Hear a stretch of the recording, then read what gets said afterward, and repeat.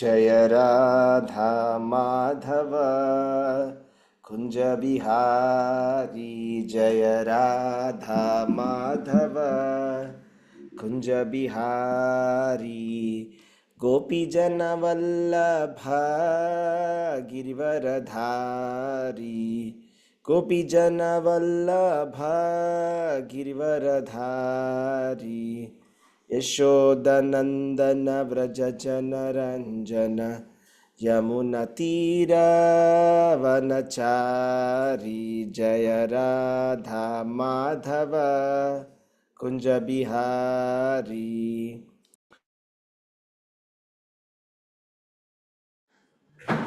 हरे कृष्ण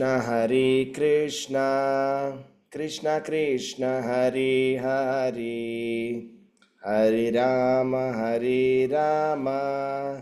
राम राम हरे हरे। हरे कृष्ण कृष्ण कृष्ण हरे हरे, हरे राम राम राम हरे हरे। हरे कृष्णा कृष्ण कृष्ण हरे हरे, हरे राम राम राम हरे हरे। हरे कृष्णा कृष्ण कृष्ण हरे हरे, हरे राम राम राम हरे हरे। हरे कृष्ण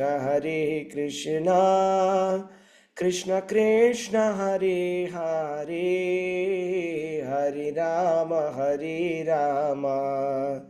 राम राम हरे हरे। हरे कृष्ण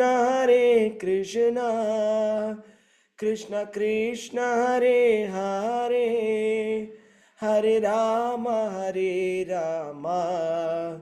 राम राम हरे हरे। जय प्रभुपदा प्रभुपदा जय प्रभुपदा। जय गुरुदेवा गुरुदेवा जय गुरुदेवा। निताय गौर हरि बोल हरि बोल हरि बोल। निताय गौर हरि बोल निताय गौर हरि बोल हरि बोल हरि बोल। निताय गौर हरि बोल। हरे कृष्ण। हरे कृष्ण प्रभुजी, దండ ప్రణాం. దండత్ ప్రణామం. ఈరోజు మనం శ్రీమద్ భాగవతంలోని 4వ స్కందం 16వ అధ్యాయం చెప్పుకుందాం. ఎవరెవరైతే భాగవతం ఉందో అందరు కూడా దయచేసి తీసుకోండి. హరే కృష్ణ. హరే కృష్ణ ప్రభుజీ. హరే కృష్ణ. భాగవతము 16వ అధ్యాయం 4వ స్కందం. వందిమాగధులు పృథుమహారాజును స్తుతించుట. అందరు కూడా దయచేసి తీసుకోవాలి.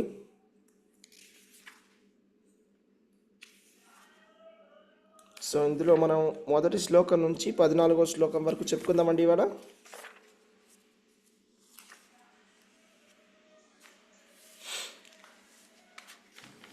ఓం నమో భగవతే వాసుదేవాయ. ఓం నమో భగవతే వాసుదేవాయ. ఓం నమో భగవతే వాసుదేవాయ.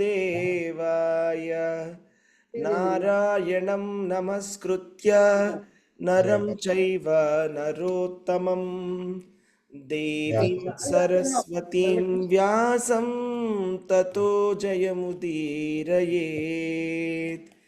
నష్టప్రాయేషు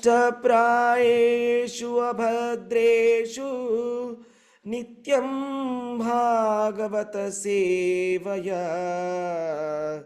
భగవతి ఉత్తమ శ్లోకే భక్తిర్భవతి నైష్టికీ.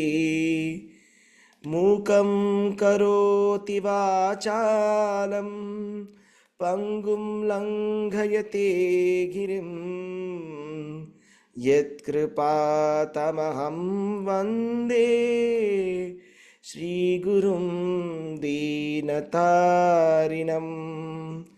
శ్రీచైతన్యైశ్వరం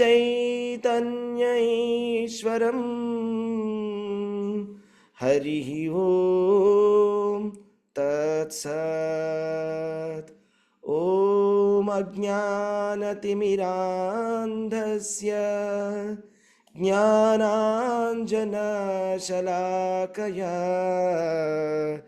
చక్షురున్మీలితం యేన తస్మై శ్రీగురవే నమః. నమో విష్ణుపాదాయ కృష్ణప్రేష్ఠాయ భూతలే శ్రీమతే భక్తివేదాంత స్వామినితి నామినే.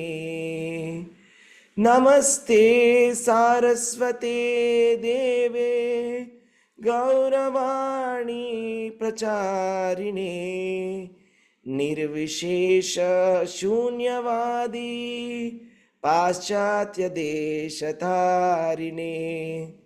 జయ శ్రీ కృష్ణ చైతన్య ప్రభు నిత్యానంద శ్రీ అద్వైత గదాధర శ్రీవాసాది గౌరభక్త వృంద. హరే కృష్ణ కృష్ణ కృష్ణ హరే హరే హరే రామ రామ రామ హరే హరే. హరే కృష్ణ. అందరికీ ధన్యవాదాలు నామాలు. ఓకే, ఎవరెవరు చావాలనుకుంటారో హ్యాండ్స్ అందరూ రైజ్ చేశారు. Very good, very nice. Okay, so మొదలుపెడతామండి. ఇక్కడ ఇప్పుడు జరుగుతున్నటువంటి కథనం ఏమిటంటే, పృథు మహారాజు అనేటువంటి ఒక చాలా గొప్ప రాజు ఉన్నారు. ఈయన కేవలం ఒక మహారాజు, కేవలం ఒక గొప్ప రాజు అని కాదు. ఈయన సాక్షాత్తు భగవంతుడి యొక్క అవతారమే. భగవంతుడి యొక్క అవతారము, భగవంతుడి యొక్క కృష్ణ భగవానుడి యొక్క 22 అవతారాలు భాగవతంలో చెప్పినటువంటి అవతారాలలో ఒక అవతారమైనటువంటి పృథు మహారాజు యొక్క గుణగానం మనం చెప్పుకోబోతున్నాం. అంటే మనం భగవంతుడి యొక్క గుణాలని మనం కీర్తించబోతున్నాం అన్నమాట. పృథు మహారాజు భగవంతుడి యొక్క అవతారము. ఆ భగవంతుడి యొక్క అవతారము ఒక ప్రయోజనానికే వస్తుంది. ప్రతి అవతారం, ఏదైనా ఒక అవతారం వచ్చినప్పుడు ఒక ప్రయోజనం అనేది ఉంటుంది. అయితే పృథు మహారాజు వచ్చినప్పుడు ఆయన చాలా అద్భుతమైనటువంటి లీలలు చేయడం జరిగింది. ఆ అద్భుతమైనటువంటి లీలలు ఇంకా చేయలేదు. అయితే కిందటి అధ్యాయంలో మనం ఏం చెప్పుకున్నామంటే, పృథు మహారాజు యొక్క ఆవిర్భావము, పట్టాభిషేకం, ఇప్పటి వరకు ఎలా ఆయన ఆవిర్భవించడం జరిగింది, ఆయన పుట్టడం ఎలా జరిగింది. ఆయన పుట్టడం అనేది తల్లి గర్భం నుంచి రాలేదు, చాలా వింతగా పుట్టారు. అయితే చూడండి ఎంత అద్భుతం. భగవంతుడి యొక్క జననము అనేది చాలా అద్భుతం.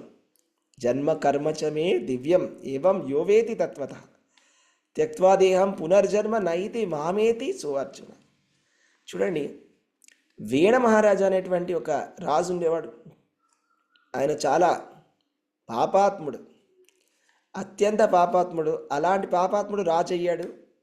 ఆ రాజుని దండించడం కోసమని అక్కడ ఉన్నటువంటి బ్రాహ్మణులందరూ వచ్చి ఆయనకి శాపం పెట్టడం అనేది జరిగింది. ఆ దండం వల్ల, ఆ బ్రహ్మదండం వల్ల ఆయన చనిపోవడం జరిగింది. ఆయన చనిపోయిన తర్వాత ఆయన శవము నుంచి వాళ్ళు ఒక ప్రక్రియ చేయడం వల్ల భగవంతుడు ఆవిర్భవించారంటే ఎంత అద్భుతంగా అనిపిస్తుంది మనకు వినడానికి. చనిపోయినటువంటి విషయం నుంచి పుట్టడం ఏంటి, తల్లి గర్భము లేకుండా పుట్టడం ఏంటి అని. అంటే భగవంతుడి ఆవిర్భావము, జననం అనేది అలా ఉంటుంది. అంటే భగవంతుడు ఎక్కడి నుంచైనా పుట్టగలడు కదా. ఇప్పుడు వరాహస్వామి ఎక్కడి నుంచి పుట్టారు, ఎవరికైనా తెలుసా? వరాహస్వామి ఎక్కడి నుంచి పుట్టారండి?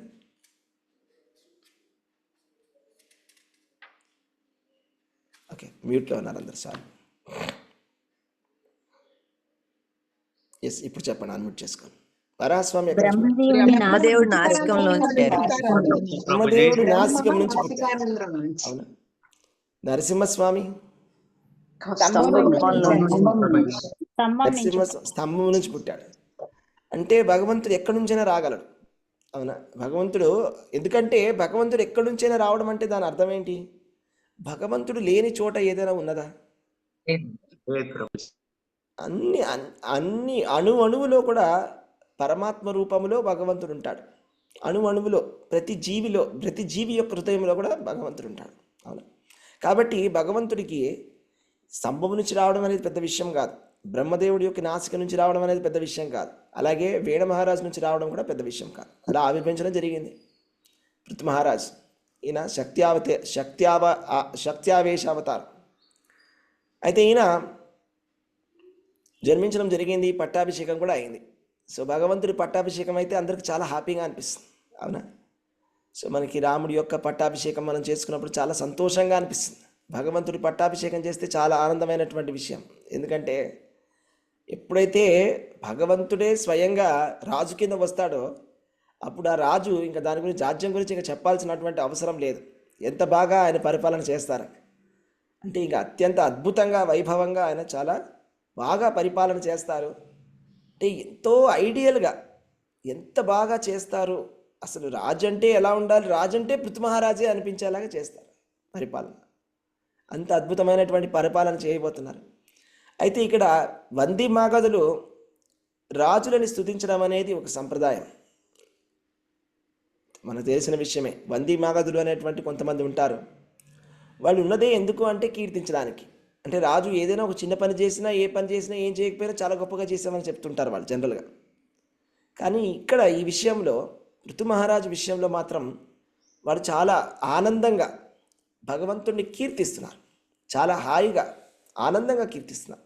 అయితే ఇక్కడ భవిష్యత్తులో ఆయన చేయబోయేటువంటి కర్మల గురించి చెప్తున్నారు. అలాగే ఆయనకు ఉన్నటువంటి గుణాలని, భగవంతుడి యొక్క గుణగణాన్ని వాళ్ళు చెప్పబోతున్నారు. భగవంతుడి యొక్క గుణాలు అనేవి చాలా అద్భుతమైనటువంటి ఒక అంశం. ఎందుకంటే భగవంతుడి యొక్క నామ గుణ రూప ఇవన్నిటి కూడా భగవంతుడి యొక్క నామాన్ని, రూపాన్ని, గుణాన్ని కీర్తించడం అనేది ఒక అద్భుతమైనటువంటి ఒక ప్రక్రియ. దానినే కీర్తనం అంటారు. ఎప్పుడైతే మనము ఆ విధంగా భగవంతుడి యొక్క దివ్యమైనటువంటి గుణాలను కీర్తిస్తామో మన మనసులో ఉండేటువంటి అనర్థాలు అన్నీ కూడా తొలగిపోతాయి. కాబట్టి వాళ్ళు చాలా ఆనందంగా వంది మాగధులు వాళ్ళు తరించిపోతున్నారు. వాళ్ళు ఎంతో చాలా ఆనందంగా వాళ్ళు కీర్తిస్తున్నారు వంది మాగధులు. ఎందుకంటే జనరల్గా వాళ్ళు ఎప్పుడైనా రాజులకి వాళ్ళు ఏదో ఊరికేనే చిన్నదాన్ని పెద్దగా చెప్తుంటారు. కానీ ఇక్కడ అలా కాదు. ఇక్కడ సాక్షాత్తు భగవంతుడి యొక్క అవతారం. భగవంతుడి యొక్క అవతారం అంటే ఎంత కీర్తించినా సరిపోదు. అంత గొప్ప అద్భుతమైనటువంటి లీలలు పృథు మహారాజు చేయబోతున్నాడు. ఆ చేయబోయే లీలల గురించి, ఆ పృథు మహారాజుకు ఉన్నటువంటి అద్భుతమైనటువంటి గుణాల గురించి కూడా భగవంతుడిని కీర్తించబోతున్నాడు. భగవంతుడు సర్వగుణ సంపన్నుడు. అయితే గుణాతీతుడు, నిర్గుణుడు కూడా. ఆయనకు అన్ని గుణాలు ఉన్నాయి. అద్భుతమైనటువంటి కళ్యాణ గుణాలు ఉన్నాయి. అలాగే నిర్గుణుడు కూడా. అంటే భౌతికమైనటువంటి గుణాలు ఏవీ లేవు, ఆధ్యాత్మికమైనటువంటి గుణాలు అన్నీ ఉన్నాయి. సో ఆయనలోనే అన్ని గుణాలు ఉన్నాయి. ఆయనలో ఉండేటువంటి మంచి గుణాలే మనలోకి కూడా కొంతవరకు వస్తుంటాయి. ఆ విధంగా ఈ పృథు మహారాజు యొక్క గుణగణాన్ని మనం ఇవాళ చర్చించుకోబోతున్నాము 14 శ్లోకాలలో. అయితే సో మొదటి శ్లోకంతో మొదలు పెడదాం. మైత్రేయ ఉవాచ. అడప శ్రీదేవి మాత చర్చిద్దాం. హరే కృష్ణ ప్రభుజీ, దండవత్ ప్రణామాలు. మైత్రేయ ఉవాచ ఇతి బ్రహ్మాణం నృతిం గాయక మునిచోదితః తుష్టవస్తుష్ట మనస్సస్త ద్వాగమృత సేవయా. మైత్రేయ ముని పలికెను. పృథు మహారాజు ఆ విధముగా పలుకుగా అతని అమృతమయ వాక్కులకు గాయకులు మిగుల సంతృష్టులైరి. మునులచే ఆదేశింపబడిన వారై తిరిగి వారు ఆ రాజును మహోన్నతముగా ప్రశంసింపసాగిరి. హరే కృష్ణ. హరే కృష్ణ మాతాజీ. సో అక్కడ ఏం జరిగిందంటే కిందటి హరే కృష్ణ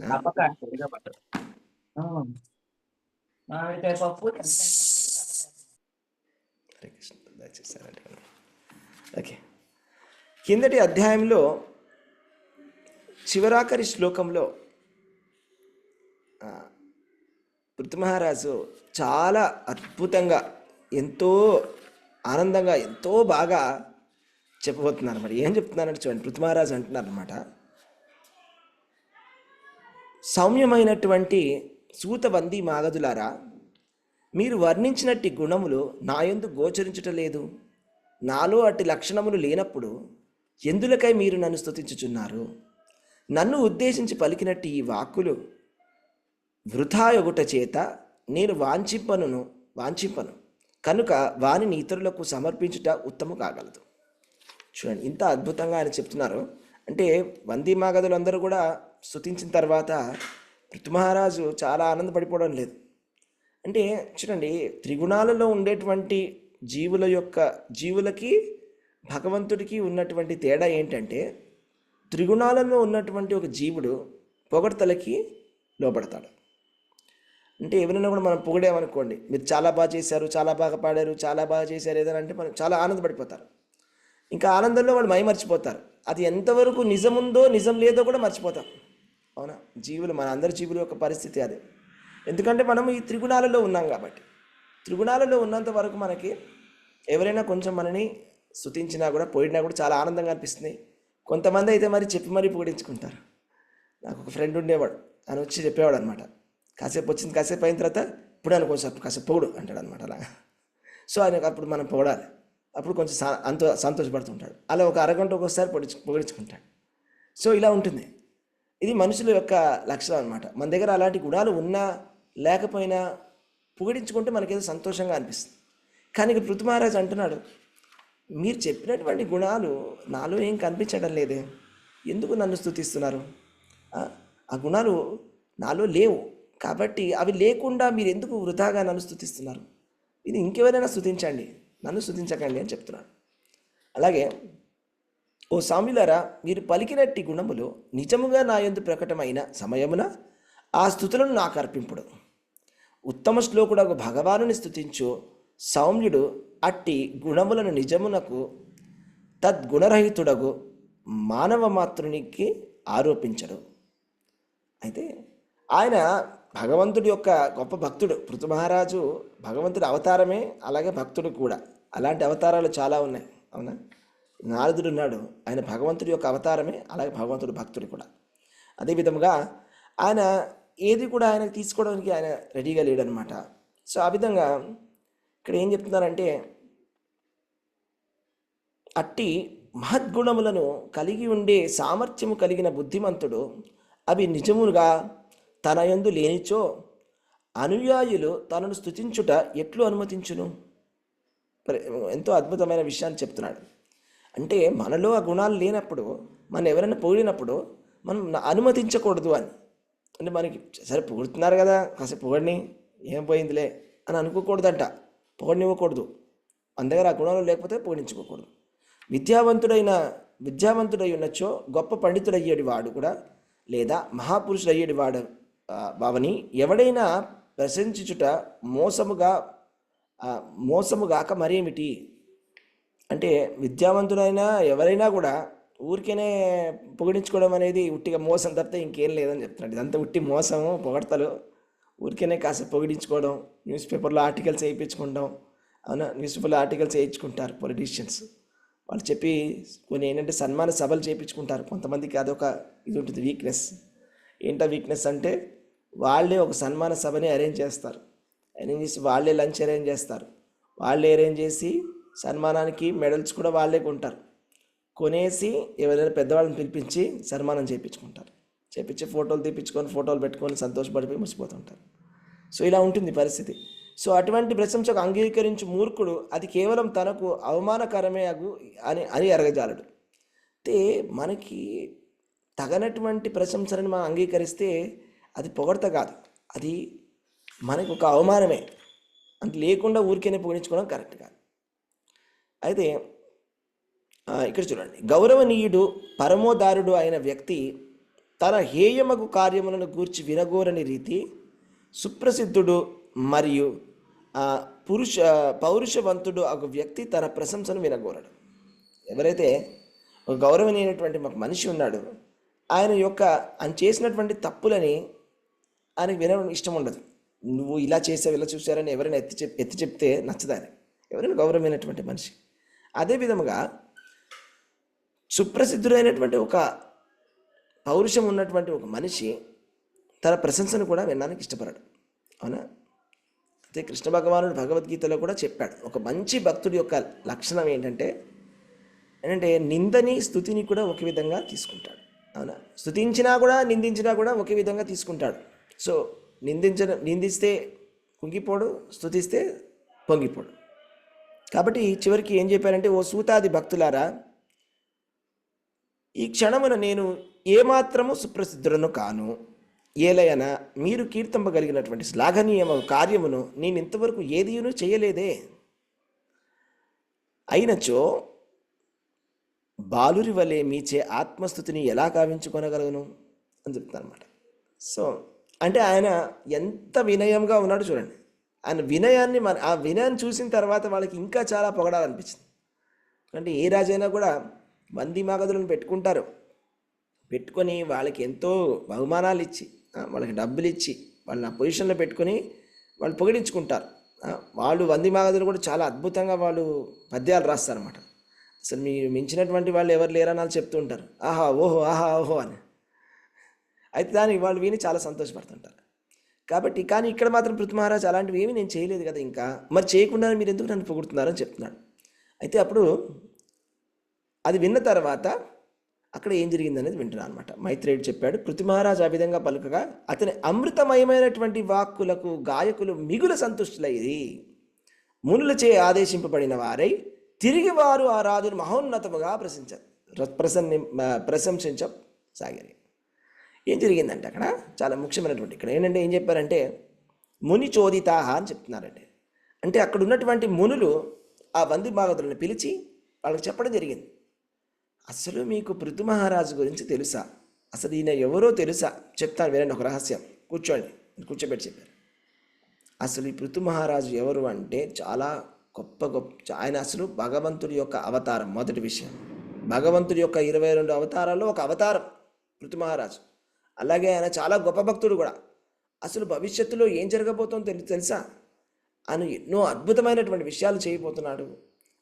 తర్వాత సాక్షాత్తు విష్ణుమూర్తి కూడా ఆయన ముందు ప్రసన్నమై ఆయన ముందుకు వస్తాడు. ఎంతో అద్భుతమైనటువంటి భక్తుడు. అసలు ఆయన చెప్పడానికి మనకి ఎంత చెప్పినా తక్కువే.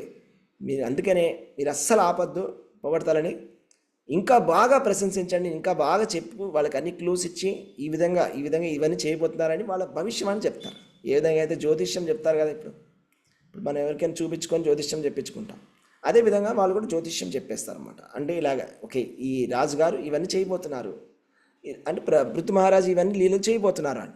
సో అవన్నీ విన్న తర్వాత వాళ్ళు చాలా ఎంత అద్భుతంగా చేయబోతున్నారు మహారాజు, ఈ రాజు ఎంత గొప్పవారు అని చెప్పేసి వాళ్ళు చాలా ఆనందంగా శుద్ధిపోతున్నారు. ఇందులో మనం తెలుసుకోవాల్సినటువంటి తత్వం ఏంటంటే, సాధువు శాస్త్రము ఆదేశాన్ని అనుసరించి మనం ఏం చేయాలి అంటే మన భగవంతుణ్ణి కీర్తించడం అనేది జరగాలి. సో సాధువు శాస్త్రము గురువు యొక్క ఉపదేశాలను మనం ఖచ్చితంగా కూడా పాటించడం అనేది జరగాలి. ఇక్కడ ఆ మునులు చెప్పారు అనే విషయం అనేది చాలా ముఖ్యమైన విషయం. ఇక్కడ ఏంటంటే అక్కడ మునులు వాళ్ళకి చెప్పడం జరిగింది. అయితే మునులు అంటే ఎవరు అంటే భగవంతుడి యొక్క భక్తులు. భగవంతుడి యొక్క భక్తులు చెప్పిన తర్వాత ఇంకా దానికి తిరుగు అనేది లేదు. భగవంతుడి భక్తులే వాళ్ళు స్వయంగా చెప్తున్నారు ఏంటంటే, అసలు పృథు మహారాజుని మించినటువంటి రాజే లేడు, అంత గొప్ప మహారాజు ఆయన మీరు చక్కగా కీర్తన చేయండి. సో ఆ విధంగా మనం తెలుసుకోవాలి. సో నెక్స్ట్ శ్లోకానికి వెళ్దామండి. 2వ శ్లోకము సత్తయ్య ప్రభు చదువుతారా? హరే కృష్ణ ప్రభుజీ, దండప్రాణం ప్రభుజీ. వయం తే మహిమా మార్ణని యా దేవవర్యోతార మాయయః వేనాంగజతస్య చ పౌరుషానేతే వాచస్పతి నామాపి బభ్రమారిత్యః. గాయకులు ఇట్లు పలికిచిరి, మహారాజా నీవు విష్ణు భగవానుని ప్రత్యక్ష అవతారమై ఉన్నావు. ఆ దేవదేవుని నిర్హేతుక కరుణ చేతనే ఈ దారిత్రిపై నీవు అవతరించితివి. అందువలన నీ మహోన్నతమగు కర్మలను వాస్తవముగా కీర్తించుట మాకు అసాధ్యము. నీవు వేణుని శరీరం నుండి ఆవిర్భవించినప్పటికీ బ్రహ్మాది దేవతలు వంటి వాచస్పతులే నీ మహోన్నతమగు కర్మలను వర్ణింపజాలరు. Thank you Prabhuji. హరే కృష్ణ. హరే కృష్ణ. ఇక్కడ శ్లోకంలో ఏం చెప్పారంటే, నాలం వయం తే మహిమానువర్ణనే యో దేవవర్ణ్యోవతారమాయయా వీనాంగజాతస్య చ పౌరుషాణి తే వాచస్పతీనామపి భ్రమముద్ధియా. ఇక్కడ యో దేవవర్యో అవతార మాయయ, యో దేవవర్యో అవతార మాయయ అంటే అతని మాయ చేత ఆయన అవతరించడం జరిగిందని చెప్పడం జరిగింది. అయితే మాయయ అనేటువంటి పదానికి ఇక్కడ అర్థము నీ యొక్క నిర్హేతుక కరుణచే, అంటే ఆయన యొక్క కరుణచే, భగవంతుడు తన కరుణతోటి ఆయన అవతారం తీసుకోవడమే జరుగుతుందే కానీ ఆయన మాయ యొక్క ప్రభావం వల్ల ఆయన పుట్టాడు అనేటువంటి అర్థాన్ని మనం ఇక్కడ తీయడానికి వీల్లేదు. అంటే మాయ ద్వారా పుట్టాడు భగవంతుడు అని చెప్పడానికి కాదు. మాయయ అంటే భగవంతుడు భగవద్గీతలో కూడా చెప్తాడు, సంభవామి ఆత్మమాయయ అని. సంభవాని ఆత్మమాయయ అంటే భగవంతుడి యొక్క ఆంతరింగక శక్తి అనేటువంటి ఒక శక్తి ఉంటుంది, అది యోగమాయ శక్తి. ఆ ఆంతరింగ శక్తి చేత ఆత్మమాయ యొక్క ఆ శక్తి ద్వారా భగవంతుడు అవతరించడం అనేది జరుగుతుంది, వాస్తవమే. అయితే మనము మాయావాదులు చెప్పిన విధముగా మనము ఒప్పుకోవడానికి వీల్లేదు. మాయావాద తత్వవాదులు మాయ అనేటువంటి పదాన్ని, మాయ అంటే వాళ్ళ ప్రకారం మోహము, అంటే మోహం ద్వారా పుట్టాడు, లేకపోతే త్రిగుణాల యొక్క ప్రభావం వల్ల పుట్టడం జరిగింది, లేకపోతే మనం ఏ విధంగా భౌతికంగా మనం చేసినటువంటి కర్మల వల్ల, మనం చేసినటువంటి కిందటి జన్మ యొక్క గుణాల ప్రభావం వల్ల మనం పుట్టాము అని చెప్పేటువంటి విధంగా కాదు ఇక్కడ మాయ అంటే. సంభవామి ఆత్మమాయ అని కృష్ణ భగవానుడు చెప్పినట్టు తన నిర్హేతుక కరుణ ద్వారా ఆయన పుట్టడం జరిగింది. అయితే బాహ్యశక్తి దేహముననే భగవంతుడు అవతరించినను తెలిపేడి మాయావాద వివరణను మనము త్రోసిపుచ్చవాలను. అంటే బాహ్యశక్తి వల్ల పుట్టాడు అని చెప్పడానికి వీలేదు భగవంతుడు. ఓకే, తన అంతరంగ శక్తి వల్ల పుట్టడం జరిగింది. అంటే అది కూడా ఆవిర్భవించడం జరిగింది. లేకపోతే ఎక్కడైనా కని విని ఎరగడం అనేది జరిగిందా? మృతదేహము నుంచి ఎవరైనా కూడా ఆవిర్భవించడం జరుగుతుందా? అసలు అది అసాధ్యం. అదే భగవంతుడి లీలలు అనేవి అలా ఉంటాయి అన్నమాట. భగవంతుడి లీలలు అలా ఉంటాయి. అయితే ఇక్కడ చెప్తున్నారు చూడండి, బ్రహ్మ రుద్రాది దేవతల గురించి వేరుగా చెప్పేది ఏమన్నది. ఎందుకంటే ఇప్పుడు భగవంతుడిని కీర్తించడానికి అనంతశేషుడు ఆదిశేషుడు ఆయన దేవాది దేవుడు భగవంతుడు. అనంతశేషుడికి అనంతమైనటువంటి తన ముఖములతోటి ఆయన కీర్తిస్తూ ఉంటాడు భగవంతుడిని. అయితే అనంతకాలంగా ఆయన కీర్తిస్తున్నాడు, అనంతకాలంగా ఆయన అనంతమైనటువంటి తన నోళ్లతోటి ఆయన కీర్తిస్తున్నాడు. అంటే ఆయనకు ఉన్నటువంటి భాషా ప్రావీణ్యం అనేది అసలు సామాన్య మనిషికి దేవతలకి ఉండదండి. అనంతశేషుడి యొక్క ఆయన మీరు ఆలోచించ, అనంతశేషుడు అంటే భగవంతుడే. అలాంటి అనంతశేషుడే కూడా అనంతకాలంగా ఇంకా కీర్తిస్తూనే ఉన్నాడు, ఇంకా కూడా అయిపోలేదు భగవంతుడి యొక్క గుణగణాలు అనేవి. కాబట్టి బ్రహ్మరుద్రాది దేవతలకు కూడా వాళ్ళు కూడా పూజించేటువంటి భగవంతుడు శివ విరించి నుతం, అలాంటి దేవతలకు కూడా ఏంటంటే వాళ్ళు పొగడలేరంట. అంటే వాళ్ళు భగవంతుడిని వర్ణించడానికి సరిపోయేటువంటి భాషా జ్ఞానం కూడా వాళ్ళకి ఉండదు. అంటే బ్రహ్మరుద్రాదులకు కూడా భగవంతుణ్ణి స్తుతించేటువంటి భాషా జ్ఞానము కూడా లేదు. అంత గొప్పవాడు భగవంతుడు. మరి అంత గొప్పవాడైనటువంటి భగవంతుణ్ణి ఏ విధంగా మనం పొగడగలం? సో చెప్తారు కదా అన్నమయ్య, ఏమని పొగడుదుమే ఇతనిని ఆమని శోభబుల అనమేల్మంగా. అంటే ఏమని పొగడగలం భగవంతుణ్ణి? మనం పొగడలేము. మనం పొగడగలిగినటువంటి మనకి భాషా ప్రావీణ్యం ఉందా? మనకి ఏముందని మన భగవంతుని పొగడడానికి? మనకి ఏం క్వాలిఫికేషన్ ఉంది మన భగవంతుని పొగడడానికి? అంటే ఆయన అనంతుడు, ఆయన గుణగణాలు అనంతమైనటువంటివి. మనమేమో త్రిగుణాల్లో త్రిగుణాల్లో చిక్కున్నటువంటి జీవులం. ఎలా మనం చెప్పగలం కదా? అయితే కానీ అలాగని చెప్పేసి మనము కీర్తన చేయకుండా ఉండకూడదు. అయితే మనకి ఏం చెప్పారంటే మన గురువులు ఆచార్యులు అందరూ ఏం చెప్తారంటే ఎప్పుడు కూడా భగవంతుడి గుణగణాన్ని చేస్తూనే ఉండాలి, భగవంతుడి గుణాలని మనం కీర్తిస్తూనే ఉండాలి. ఎందుకంటే అది మనని శుద్ధీకరణ చేసుకోవడానికి వచ్చినటువంటి అవకాశం. కాబట్టి అవకాశం దొరికినట్టుగా ఎప్పుడు నిత్యం కూడా ఎప్పుడు అవకాశం దొరికితే అప్పుడు మనం భగవంతుని కీర్తించడానికి ప్రయత్నం చేయాలి. మనకి మంచి భాషా ప్రావీణ్యం ఉండవచ్చు, లేకుండా ఉండవచ్చు. అది ఉందా లేదా అనేది తర్వాత విషయం. మనకు వచ్చినంతగా, మనకు అయినంతగా మనం భగవంతుణ్ణి కీర్తిస్తూనే ఉండాలి. ఎంత కీర్తిస్తే మన నోటికి అంత సార్థకత జరిగినట్టు, మనకి అంత ప్యూరిఫికేషన్, మనలో ఉండేటువంటి పవిత్రీకరణ జరుగుతుంది, వినేవాళ్ళందరూ కూడా పవిత్రీకరణ జరుగుతుంది. సో అలాగా తెలుసుకోవాలి. మూడో శ్లోకము ఎంబిడి భవానీ మాతాజీ చదవండి. హరే కృష్ణ ప్రభుజీ, ప్రణామాలు. హరే కృష్ణ. ఆదాభ్యుదర స్రవస పృదోర్హరే కళావతారస్య కథామృతాదృతాః యథోపదేశం మునిభిః ప్రచోదితాః శ్లాఘ్యాని కర్మాణి వయం వితన్మహి. మేము నిన్ను చాలినంతగా కీర్తింపజాలకున్నను నీ కర్మలను కీర్తించుటలో రుచిని కలిగి ఉన్నాము. ప్రామాణికులకు మునులు విద్వాంసులు ఉపదేశములను అనుసరించి నిన్ను కీర్తించుటకు మేము యత్నించదము. అయినను మేమేది పలికినను అది అనర్హము, అల్పము మాత్రమే కాగలదు. ఓ రాజా, నీవు సాక్షాత్తుగా భగవదావతారమైనందున నీ కర్మలు ఉదారములు, సదా శ్లాఘనీయములు అయ్యున్నవి. Hare Krishna. Thank you professor. Hare Krishna. ఇక్కడ మనం ఏం తెలుసుకోవాలంటే, మనిషి ఎంత ప్రవీణుడైనా కూడా భగవంతుడి యొక్క మహిమలను చక్కగా కీర్తించాలండి. భగవంతుడిని మనం ఎన్నడూ నిందించకూడదు. భగవంతుడి నింద అనేది మనకి చాలా చెడు చేస్తుంది. భగవంతుడిని నిందించడం అనేది అత్యంతమైనటువంటి తప్పు. అలా చేయకూడదు. భగవంతుని ఎల్లప్పుడూ కూడా మనం కీర్తిస్తూనే ఉండాలి. అయితే ఆ భగవత్ కర్మలను కీర్తించువారు అట్టి కార్యములను సాధ్యమైనంతగా యత్నించవలను. అంటే భగవంతుని కీర్తించడం అనేటువంటి ప్రచారం చేసేటువంటి వాళ్ళు ఎవరైతే ఉన్నారో, ప్రచారకులే కాదు, ప్రతి ఒక్క భక్తుడు, ప్రతి భక్తుడే కాదు, ప్రతి మనిషి కూడా భగవంతుని కీర్తించాలి. అంటే కొంతమంది ఇలా అడుగుతారు, నేనెందుకు పొగడాలి భగవంతుని, నేనెందుకు పొగడాలి, నాకన్నా గొప్పవాడా భగవంతుడు అనేటువంటి ఆ యాటిట్యూడ్ని చూశారు. అది చాలా తప్పు. భగవంతుడు ఎంత గొప్పవాడో మనకు అసలు ఐడియా కూడా లేదు. అంటే మనం అంత అజ్ఞానంలో ఉన్నాం. అంటే మన భగవంతుడు చాలా గొప్పవాడు అని చెప్పలేకపోతున్నామంటే మనం చాలా అజ్ఞానంలో ఉన్నాము అనే విషయాన్ని మనం తెలుసుకోవాలి. భగవంతుడు ఎంత గొప్పవాడు అంటే ఇంకా మన వర్ణనాతీతమైనటువంటి విషయం అది.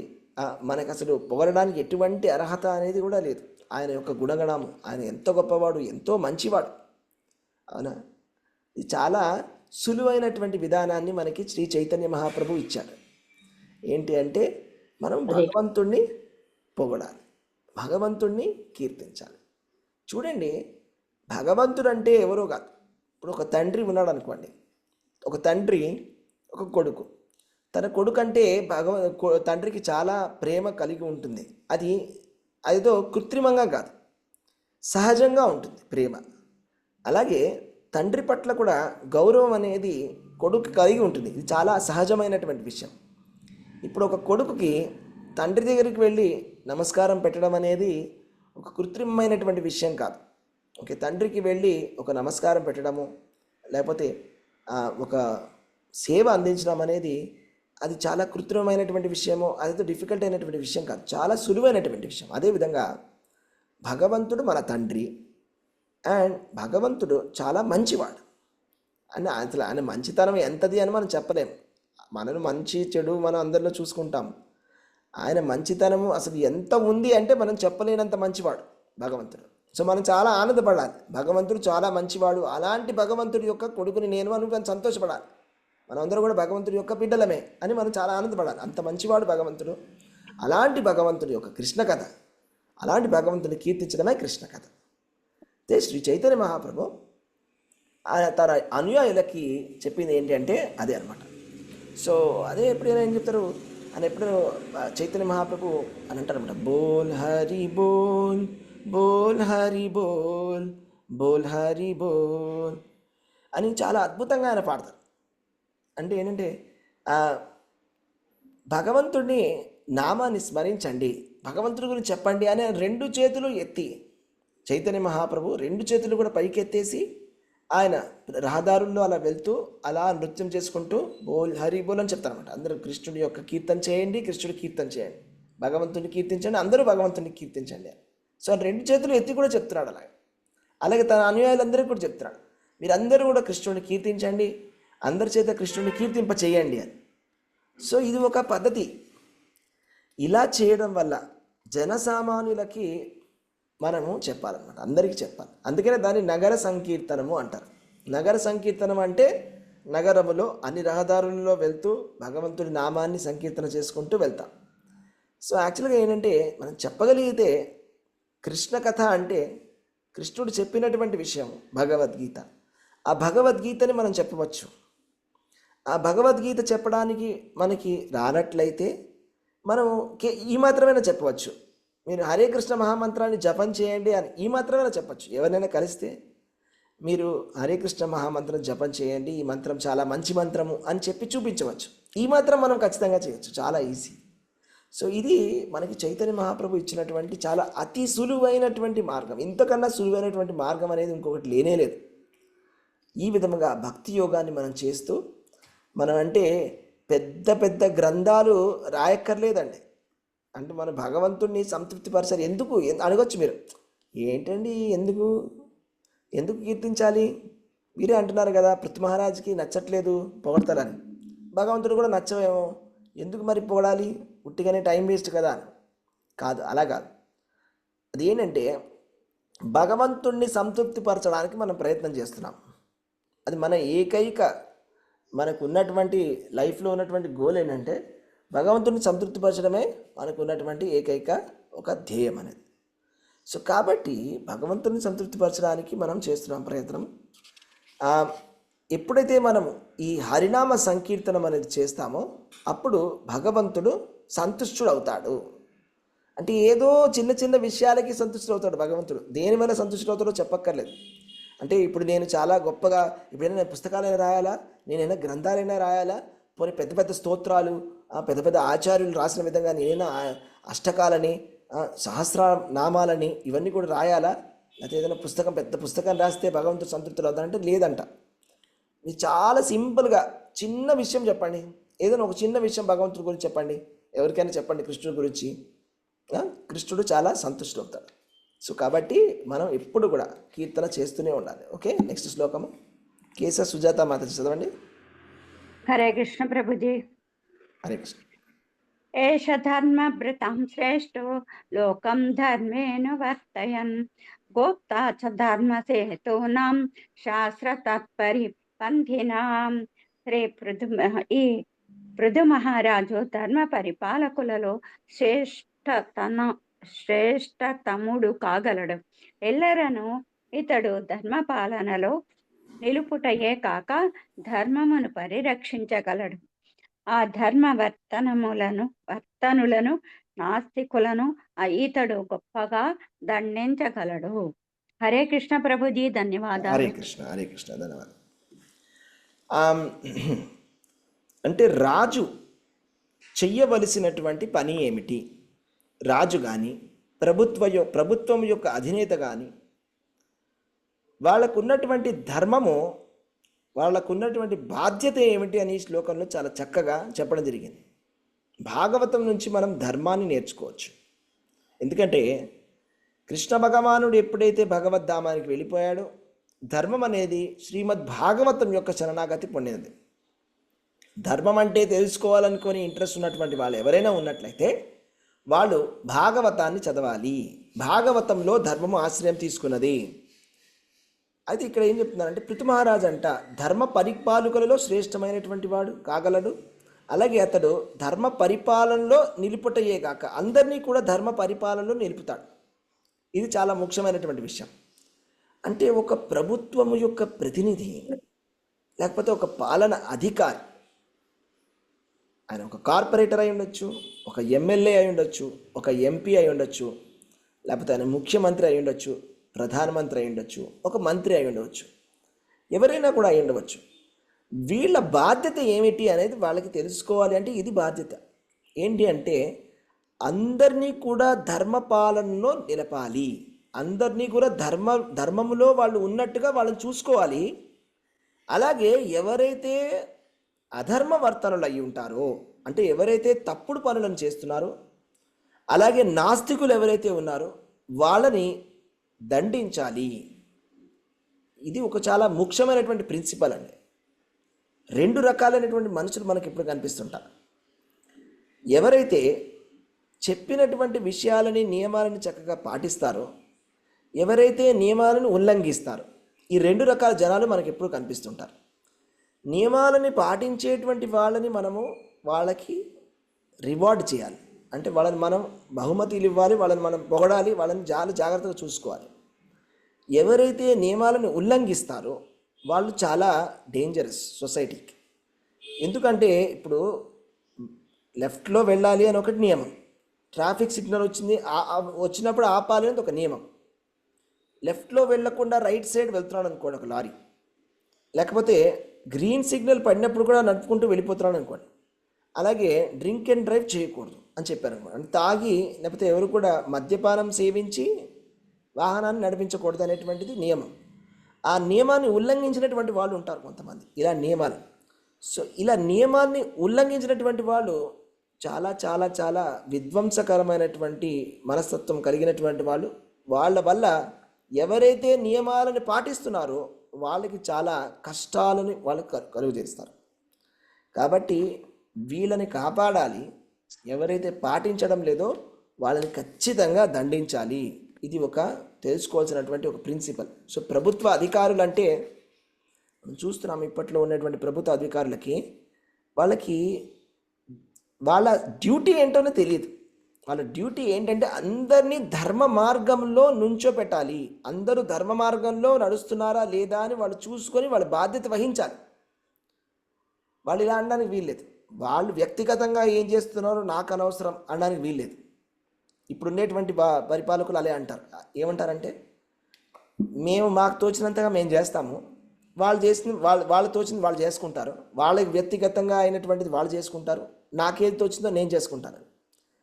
అలా చేసుకున్నట్లయితే ఇతన్ని మనం ఎందుకు ప్రభుత్వాధికారి కింద పెట్టాలి? ప్రభుత్వంలో మనం అధికారి కింద ఎందుకు పెడుతున్నాం? ఈయనకు ఒక బాధ్యత అనేది ఉన్నది. అందరినీ, ప్రజలందరినీ కూడా తన సొంత పిల్లలాగా ఎలాగైతే మనం పిల్లల్ని ధర్మ వర్తనంలో పెట్టాం, తప్పుడు మార్గంలో వెళ్లకుండా మంచి మార్గంలో ఉండేలా చూసుకుంటాం, అలాగే వాళ్ళందరినీ ప్రజల్ని కూడా మంచి మార్గంలో ఉండేలాగా వాళ్ళు చూసుకోవాలి. కేవలం ఏదో సంక్షేమ పథకాలని ఇవి అవి పేరుకి ఇచ్చేసి అలాగే వాళ్ళని అధర్మ వర్తనల్లో పెట్టినట్లయితే అసలు వాళ్ళ గురించి మనం చెప్పలేము. వాళ్ళు అసలు ఏ స్టాండర్డ్లో ఉన్నారనేది వాళ్ళ గురించి వాళ్ళు తెలుసుకోవాలి ఫస్ట్. అందుకోసమని మా భాగవతాన్ని చదవాలి. Okay, next Sunita Mataji, Sunita Kanthamani Mataji. ప్రభుజీ ఇది ఈ శ్లోకము ప్రింట్ సరిగ్గా లేదు ప్రభుజీ, నెక్స్ట్ చదువుతాం. సరే 1 minute, నెక్స్ట్ చూద్దాం. లక్ష్మీ మాతాజీ, శ్రీనివాసులు, లక్ష్మీ శ్రీనివాసులు. హరే కృష్ణ ప్రభుజీ. చెప్పండి. ఏష వైలోకపాలానాం బిభర్త్యేకస్తనౌతనూః కాలే కాలే యథా భాగం లోకయోరుభయోర్హితం. ఈ రాజు మున్ముందు ఒంటరిగానే తన దేహమున జీవులందరినీ పోషించగలడు. ఆయా లోకకార్యములను చేయుటకై వివిధ దేవతా రూపములలో ప్రకటమై ఇతడు జీవులను ప్రసన్నులను కావింపగలడు. జనులు యజ్ఞము చేయునట్లుగా కావించి ఉన్నత లోకములను పోషించు ఇతడు తగినంత వర్షమును కురిగినట్లుగా చేసి కాలక్రమమున ధరిత్రిని పోషింపగలడు. హరే కృష్ణ ప్రభు. హరే కృష్ణ. ఇక్కడ పృథు మహారాజు చెయ్యబోయేటువంటి లీలల గురించి చెప్పడం జరుగుతున్నది. ఆయన ఏం చేయబోతున్నారంటే తాను ఒంటరిగానే తన దేహమును జీవులందరినీ పోషించగలడు. ఆయన ఒంటరిగా పోషించగలడు. అంటే మనకి భగవద్గీతలో కృష్ణుడు ఏం చెప్పాడంటే యజ్ఞాత్ అన్నాత్ భవంతి భూతాని పర్జన్యాత్ అన్న సంభవ, యజ్ఞాత్ భవంతి పర్జన్యో యజ్ఞ కర్మ సముద్భవ. అంటే జీవుల దేహములన్నీ కూడా ధాన్యము పైననే ఆధారపడి ఉన్నాయి. ఆ ధాన్యము వర్షము వలనే ఉత్పత్తి అవుతున్నది. వర్షము యజ్ఞము వల్ల కలుగుగా యజ్ఞము విహిత కర్మల వల్ల ఉద్భవించును అని మనకి కృష్ణ భగవానుడు చెప్పడం జరిగింది. అంటే యజ్ఞాన్ని గనక మనము యుక్తంగా నిర్వహించినట్లయితే అప్పుడు అందరి జీవులకి కూడా దేహాలన్నీ కూడా పోషింపబడతాయి అన్నం ద్వారా. ఇది పద్ధతి. కాబట్టి ఇప్పుడు రాబోయేటువంటి కరువు కాటకాల గురించి చెప్తున్నాను అనమాట. ఇప్పుడు రాజ్యంలో పృథు మహారాజు ఉన్నప్పుడు ఒక కరువు రాబోతున్నది. అప్పుడు జనరల్గా కరువు వచ్చినప్పుడు అక్కడ వానలు కురిపించేటువంటి బాధ్యత ఎవరిది అంటే ఇంద్రుడిది. కానీ ఇంద్రుడు కూడా చేతులు ఎత్తేస్తాడు. ఇంద్రుడి వల్ల కానప్పుడు అంటే ఇంద్రుడు చేయాల్సినటువంటి పనిని కూడా ఈ పృథు మహారాజే ఒంటరిగా చేస్తాడు. ఏం చేస్తాడు? అందరికీ కూడా మొత్తం కాలక్రమణ ధరిత్రిని కూడా పోషించగలడు. అందరికి తగినంత వర్షాన్ని కూడా కురిసేలాగా చేస్తాడు. ఇది చాలా ముఖ్యమైనటువంటి విషయం. పృథు మహారాజు యొక్క గొప్పతనం ఇది. ఈ యజ్ఞాలు అనేవి చేయాలండి. ఈ యజ్ఞాలు అనేవి చాలా ముఖ్యమైనటువంటివి. అయితే ఎప్పుడైతే ఒక 2-3 వేల సంవత్సరాల నుంచి ఎప్పుడైతే బుద్ధావతారం ఎప్పుడైతే వచ్చిందో అప్పటి నుంచి యజ్ఞాలని కూడా ఆపేయడం జరిగింది. ఇప్పుడు ఉన్నటువంటి యజ్ఞం ఏమిటి మరి అసలు యజ్ఞమే లేకపోతే అసలు ధర్మమే లేదు. అసలు దేవతలకు ఎటువంటి హవిస్సులు అనేవి వెళ్ళవు. దేవతలకు హవిస్సులు వెళ్ళకపోతే అసలు వానలన్నీ సమయానికి కురవు. సమయానికి వానలు కురవకపోతే అతివృష్టి అయినా జరుగుతుంది, అనావృష్టి అయినా జరుగుతుంది. ఇవి రెండు జరిగినా కూడా పంటలు సరిగా పండవు. కాబట్టి మనం చేయవలసింది ఏంటంటే హరేర్నామ హరేర్నామ హరేర్నామైవ కేవలం కలవు నాస్తేవ గతిరన్యథ. హరే కృష్ణ మహామంత్రాన్ని మనం జపం చేయాలి. ఇలా చేస్తే ఇదే ఒక అద్భుతమైనటువంటి ఒక యజ్ఞము. దీని పేరే ఒక జపయజ్ఞం, నామ సంకీర్తన యజ్ఞం.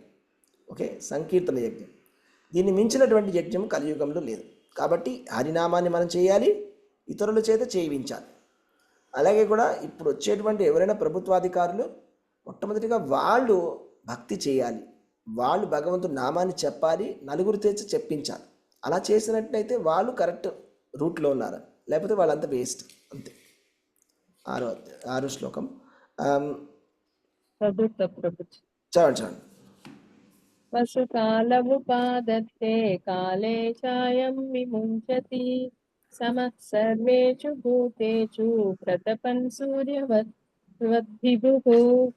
భావం: ఈ పృథు మహారాజు సూర్యుని అంతటి శక్తిమంతుడు కాగలడు. సూర్యుడు తన కాంతిని ఎల్లరకు సమముగా పంచునట్లు ఇతడు తన కరుణను సమంగా పంచగలడు. అదే విధంగా సూర్యుడు 8 మాసముల కాలము నీరు పోవునట్లు చేసి వర్షాకాలమున దానిని సమృద్ధిగా తిరిగి ఇచ్చినట్లు ఇతడు ప్రజల నుండి పన్నులు వసూలు చేసి అవసరమైనప్పుడు ఆ సంపత్తులను తిరిగి వసగును. Hare Krishna. Thank you. Hare Krishna Mataji. So Prithu మహారాజు ఇప్పుడు పోలికలు పృథు మహారాజుని సూర్యుడితో పోల్చడం జరిగింది. అంటే సూర్యుడు ఎంత గొప్ప శక్తివంతుడో అంత శక్తివంతుడు పృథు మహారాజు అని. ఇందులో అతిశయోక్తి ఏమీ లేదు. ఎందుకంటే ఈయన భగవంతుడి అవతారం. భగవంతుడి అవతారం అంటే ఇంకా సూర్యుడి కన్నా గొప్పవాడని కూడా చెప్పవచ్చు. కాబట్టి సూర్యుడు ఏ విధంగా అయితే తన కాంతితోటి అన్ని చోట్ల కూడా సమంగా ఆయన పంచిపెడుతున్నాడు కాంతిని. అంటే ఒక చోట ఎక్కువ కాంతి, ఒక చోట తక్కువ కాంతి ఏం లేదు. అయితే తన కరుణను కూడా అదే విధముగా సమముగా పంచుతాడు. అంటే ఒక రాజు యొక్క గుణాలు ఏ విధంగా ఉండాలో చూడండి. అంటే కొన్ని వర్గాలకు మాత్రమే, లేకపోతే తన వర్గానికి మాత్రమే, తన వాళ్లకు మాత్రమే కరుణని ఇచ్చేటువంటి రాజు పక్షపాతము ఉన్నటువంటి రాజు. అలాంటి ఒక రాజు ఇంపర్ఫెక్ట్ రాజు. ఆయన పర్ఫెక్ట్ రాజు కానే కాదు. ఎందుకంటే తన వర్గానికి మాత్రమే తానేమో మంచి చేస్తున్నాడే కానీ అందరికీ సమానంగా తన కరుణని ఇవ్వడం లేదు. కాబట్టి అలా పక్షపాతంగా ఉండకూడదు రాజు అనేటువంటి వాడు. అదేవిధంగా మీరు చూసినట్లయితే సూర్యుడు 8 మాసముల కాలము నీరు ఎగిరిపోవునట్లుగా చేస్తాడు. వర్షాకాలం కాకుండా ఇతర కాలములలో వచ్చేటువంటి సూర్యరశ్మి ఏం చేస్తుంది? మన భూమిపైన ఉన్నటువంటి సముద్రంలో ఉండేటువంటి నీళ్ళన్నీ కూడా పైకి లాక్కుంటుంది. లాగిన తర్వాత అవన్నీ కూడా మబ్బులవుతాయి. అవునా? చూడండి, మబ్బులైన తర్వాత అవి సమృద్ధిగా వాళ్ళు వర్షం కలుగుతుంది. ఇప్పుడు 4 నెలల్లో ఎప్పుడైతే కనుక వర్షాకాలం ఉంటుందో వర్షాకాలం అంతా కూడా వానలని పడడం జరుగుతుంది. అదే విధముగా ప్రజల నుండి పన్నులను వసూలు చేసి అవసరమైనప్పుడు ఆ సంపత్తులను తిరిగి వసగును. చాలా చాలా ముఖ్యమైనటువంటి ఒక లెసన్. పన్నులు మనమందరం కడుతున్నాం, ట్యాక్స్ కడుతున్నాం, స్టేట్ ట్యాక్స్ కడుతున్నాము, సెంట్రల్ ట్యాక్స్ కడుతున్నాము, జిఎస్టీ కడుతున్నాము, ఎక్సైజ్ ట్యాక్స్ కడుతున్నాము, రకరకాల ట్యాక్సులు తెలుసో తెలియకో కడుతున్నాం. శాలరీకి ట్యాక్స్ ఉంది, ప్రొఫెషనల్ ట్యాక్స్ ఉంది. మనకు తెలుసో తెలియకో ఎప్పుడు ట్యాక్సులు కంటిన్యూస్గా కడుతూనే ఉన్నాం. రోడ్ ట్యాక్స్ కడుతున్నాం. ఈ ట్యాక్స్లను తీసుకుంటున్నారు, వెరీ నైస్, బాగుంది, పన్నులు. అయితే ఈ పన్నులు అనేవి ఎందుకు ఉన్నాయి? ఎందుకు అంటే కొంతమంది ఈ రాజకీయ నాయకులకి వాళ్ళ ధన సముపార్జన చేయడానికి కాదు ఈ పన్నులు అనేవి ఉన్నాయి. అంటే వాళ్ళు ఏమనుకుంటున్నారంటే, ఇప్పుడు ఆ రాజకీయ నాయకుడు ఇన్ని కోట్లు సంపాదించాడు, ఇన్ని వేల కోట్లు, ఈ రాజకీయ నాయకుడు ఇన్ని వేల కోట్లు సంపాదించాడు, కాబట్టి నేను ఇంకా ఎక్కువ సంపాదించాలి, అదే నా గొప్పతనం అని అనుకుంటున్నాను. కానీ తెలుసుకోవాల్సిన విషయం ఏంటంటే, ఈ రాజకీయ నాయకులు ఈ పన్ను నుంచి వచ్చినటువంటి డబ్బులు అయితే ఏవైతే ఉన్నాయో అది వ్యక్తిగతమైనటువంటి డబ్బులు కావు. ఈ పన్ను అనేది ఎందుకు కడుతున్నామంటే, ఏ విధంగా అయితే ఇక్కడ చెప్పారు కదా, పన్నులను వసూలు చేసేది ఎందుకు అంటే అవసరమైనప్పుడు ఆ సంపత్తులు తిరిగి వసడానికి మాత్రమే. సో కాబట్టి ట్యాక్స్ డిపార్ట్మెంట్ చక్కగా ట్యాక్స్ తీసుకోనివ్వండి, పర్వాలేదు. ఎవరి దగ్గర, అందరి దగ్గర చక్కగా ఎంతవరకు తీసుకోవాలో అంతవరకు తీసుకోవచ్చు. వేదాల్లో చెప్తారు ఏ విధంగా పన్నుని కలెక్ట్ చేయాలంటే, ఇప్పుడు ఒక తోటమాలి తోటకి వెళ్తాడు, తోటలో ఎన్నో పూల మొక్కలు ఉంటాయి. ఆ పూల మొక్కల్ని చక్కగా కట్ చేస్తాడు, పైన పూలను మాత్రమే కట్ చేస్తాడు, కానీ వెళ్ళిపోయి కింద వేళ్ళని కట్ చేయడు. అంటే మీరు కట్ చేస్తే ఆ మొక్కని అది చచ్చిపోయేలా కట్ చేయకూడదు, అవునా? అది కొంచెం అలా ట్రిమ్ చేయాలి. ట్రిమ్ చేస్తే కొంచెం ఎక్స్ట్రా ఏదైతే ఉందో అది వచ్చేస్తుంది, అలాగే పూలు ఏవైతే ఉంటే అవి వచ్చేస్తాయి. ఈ విధంగా ఫైన్గా కలెక్ట్ చేయాలి ట్యాక్స్ అని. అంతేగాని ఆ పన్నులన్నీ కూడా అయిపోయిన తర్వాత అసలు జనాలకు అసలు ఇక అసలు మేము వ్యాపారం చేసుకోవడమే అసలు వేస్ట్ అనిపించేలాగా తీసుకోకూడదు. డబ్బుల్ని తీసుకున్న తర్వాత కూడా పోనీ తీసుకున్నారే అనుకుందాం, తీసుకున్న తర్వాత అవసరమైన సమయంలో దాన్ని రిలీజ్ చేయాలి. ఎప్పుడైతే అవసరం వస్తుందో ఆ టైంలో దాన్ని రిలీజ్ చేయాలి. సో అంటే ఇప్పుడు ఉన్నటువంటి ఆర్గనైజేషన్లో ఉన్నటువంటి ఫ్లాస్ ఏంటంటే, మనం ఎంత హై లెవెల్లో మాట్లాడుతున్నారు ఇక్కడ భాగవతంలో, కానీ ఉన్న రియాలిటీ ఏంటి? ఫస్ట్ పన్నులు సరిగ్గా తీసుకోవడం లేదు, తీసుకున్నటువంటి పన్నుల్ని సరిగ్గా వాళ్ళు వాడడం లేదు, కరెక్ట్ సమయానికి వాడట్లేదు, తీసుకోవట్లేదు, వాడట్లేదు, లేకపోతే ఎక్కువగా తీసుకుంటున్నారు, వాళ్ళు సొంత ప్రయోజనానికి వాడుకుంటున్నారు. సో అంతా మోసమే జరుగుతోంది. ఇదంతా కూడా ఫస్ట్ వీళ్ళకి చెప్పాలి, మన రాజకీయ నాయకులకి. అంటే భాగవతం అనేవి ఉన్నది, వాళ్ళు ఏమనుకుంటారంటే వీళ్ళేముంది ఏదో భజన చేసుకుంటారు, వీళ్ళకేం తెలుసా? ఇది భాగవతము ధర్మము అంటే ఏదో రాజకీయం కాదు, ఇది అర్థం చేసుకోవాలి. ఓకే, సో ఇదంతా ఒక ఉపదేశం, అంటే ఎలా బతకాలి అని చెప్తుంది మనకి భాగవతం, ఎలా నడిపించాలి ప్రభుత్వాన్ని అనేది విషయాన్ని. మనకి ఎన్నో విషయాలు, ప్రాక్టికల్ విషయాలు ఉన్నాయి ఇందులో. ఈ విషయాలు వాళ్ళు తెలుసుకోవాలి. పన్నులు తీసుకోవాలి, అవసరమైనప్పుడు ఇవ్వాలి కూడా, అవసరమైనప్పుడు ఇవ్వాలి, అవసరమైనటువంటి సమయంలో సంపత్తులను తిరిగి వసగును, ఇది మనం గ్రహించాలి. ఈ విధంగా సూర్యుడు ఏ విధంగా అయితే తీసుకుంటున్నాడో ఆ విధంగా తీసుకొని అవసరమైనప్పుడు ఇచ్చేసారు. చూడండి, ఇంకొక చాలా ముఖ్యమైన సూర్యరశ్మి ద్వారా ఇచ్చినప్పుడు ఎక్కడైతే నీళ్ళు ఎక్కువ ఉన్నాయో అక్కడ ఎక్కువ నీళ్ళు తీసుకుంటాడు, అవునా? ఎక్కడైతే నీళ్ళు తక్కువ ఉన్నాయో అక్కడ నుంచి తక్కువ నీళ్ళు తీసుకుంటాడు. అంటే ప్రపోర్షనేట్గా తీసుకుంటాడు. సముద్రం ఉందంటే అక్కడ నుంచి నీళ్ళు ఎక్కువ లాగేస్తాడు పైకి. అదే చిన్న చెరువు ఉందనుకోండి, అక్కడ నుంచి తక్కువ నీళ్ళు తీసుకుంటాడు. అదేవిధంగా శ్రీమంతులైనటువంటి వాళ్ళ దగ్గర ఎక్కువ పన్నులు వసూలు చేయాలి, పేదవాళ్ళ దగ్గర తక్కువ పన్నులు వసూలు చేయాలి. కానీ వాన కురిపించేటప్పుడు సరే సముద్రం దగ్గర నేను ఎక్కువ తీసుకున్నాను కాబట్టి సముద్రానికి ఎక్కువ నీళ్ళు పోస్తాను అంటాడా సూర్యుడు? లేదు. సమానంగా ఇవ్వాలి, అందరికీ సమానంగా పంచిపెట్టాలి. చూసారా ఎంత అద్భుతమైనటువంటి కంపారిజన్ ఉందో? సమానంగా పనులని అందరికీ, అంటే డబ్బులు ఉన్న వాళ్ళైనా ఉండొచ్చు, డబ్బులు లేనిటువంటి వాళ్ళైనా ఉండొచ్చు, అందరికీ సమానంగా పంచిపెట్టాలి. ఒకరికి ఎక్కువ ఒకరికి తక్కువ ఇవ్వకూడదు. ఇది ఒక ఇన్స్ట్రక్షన్.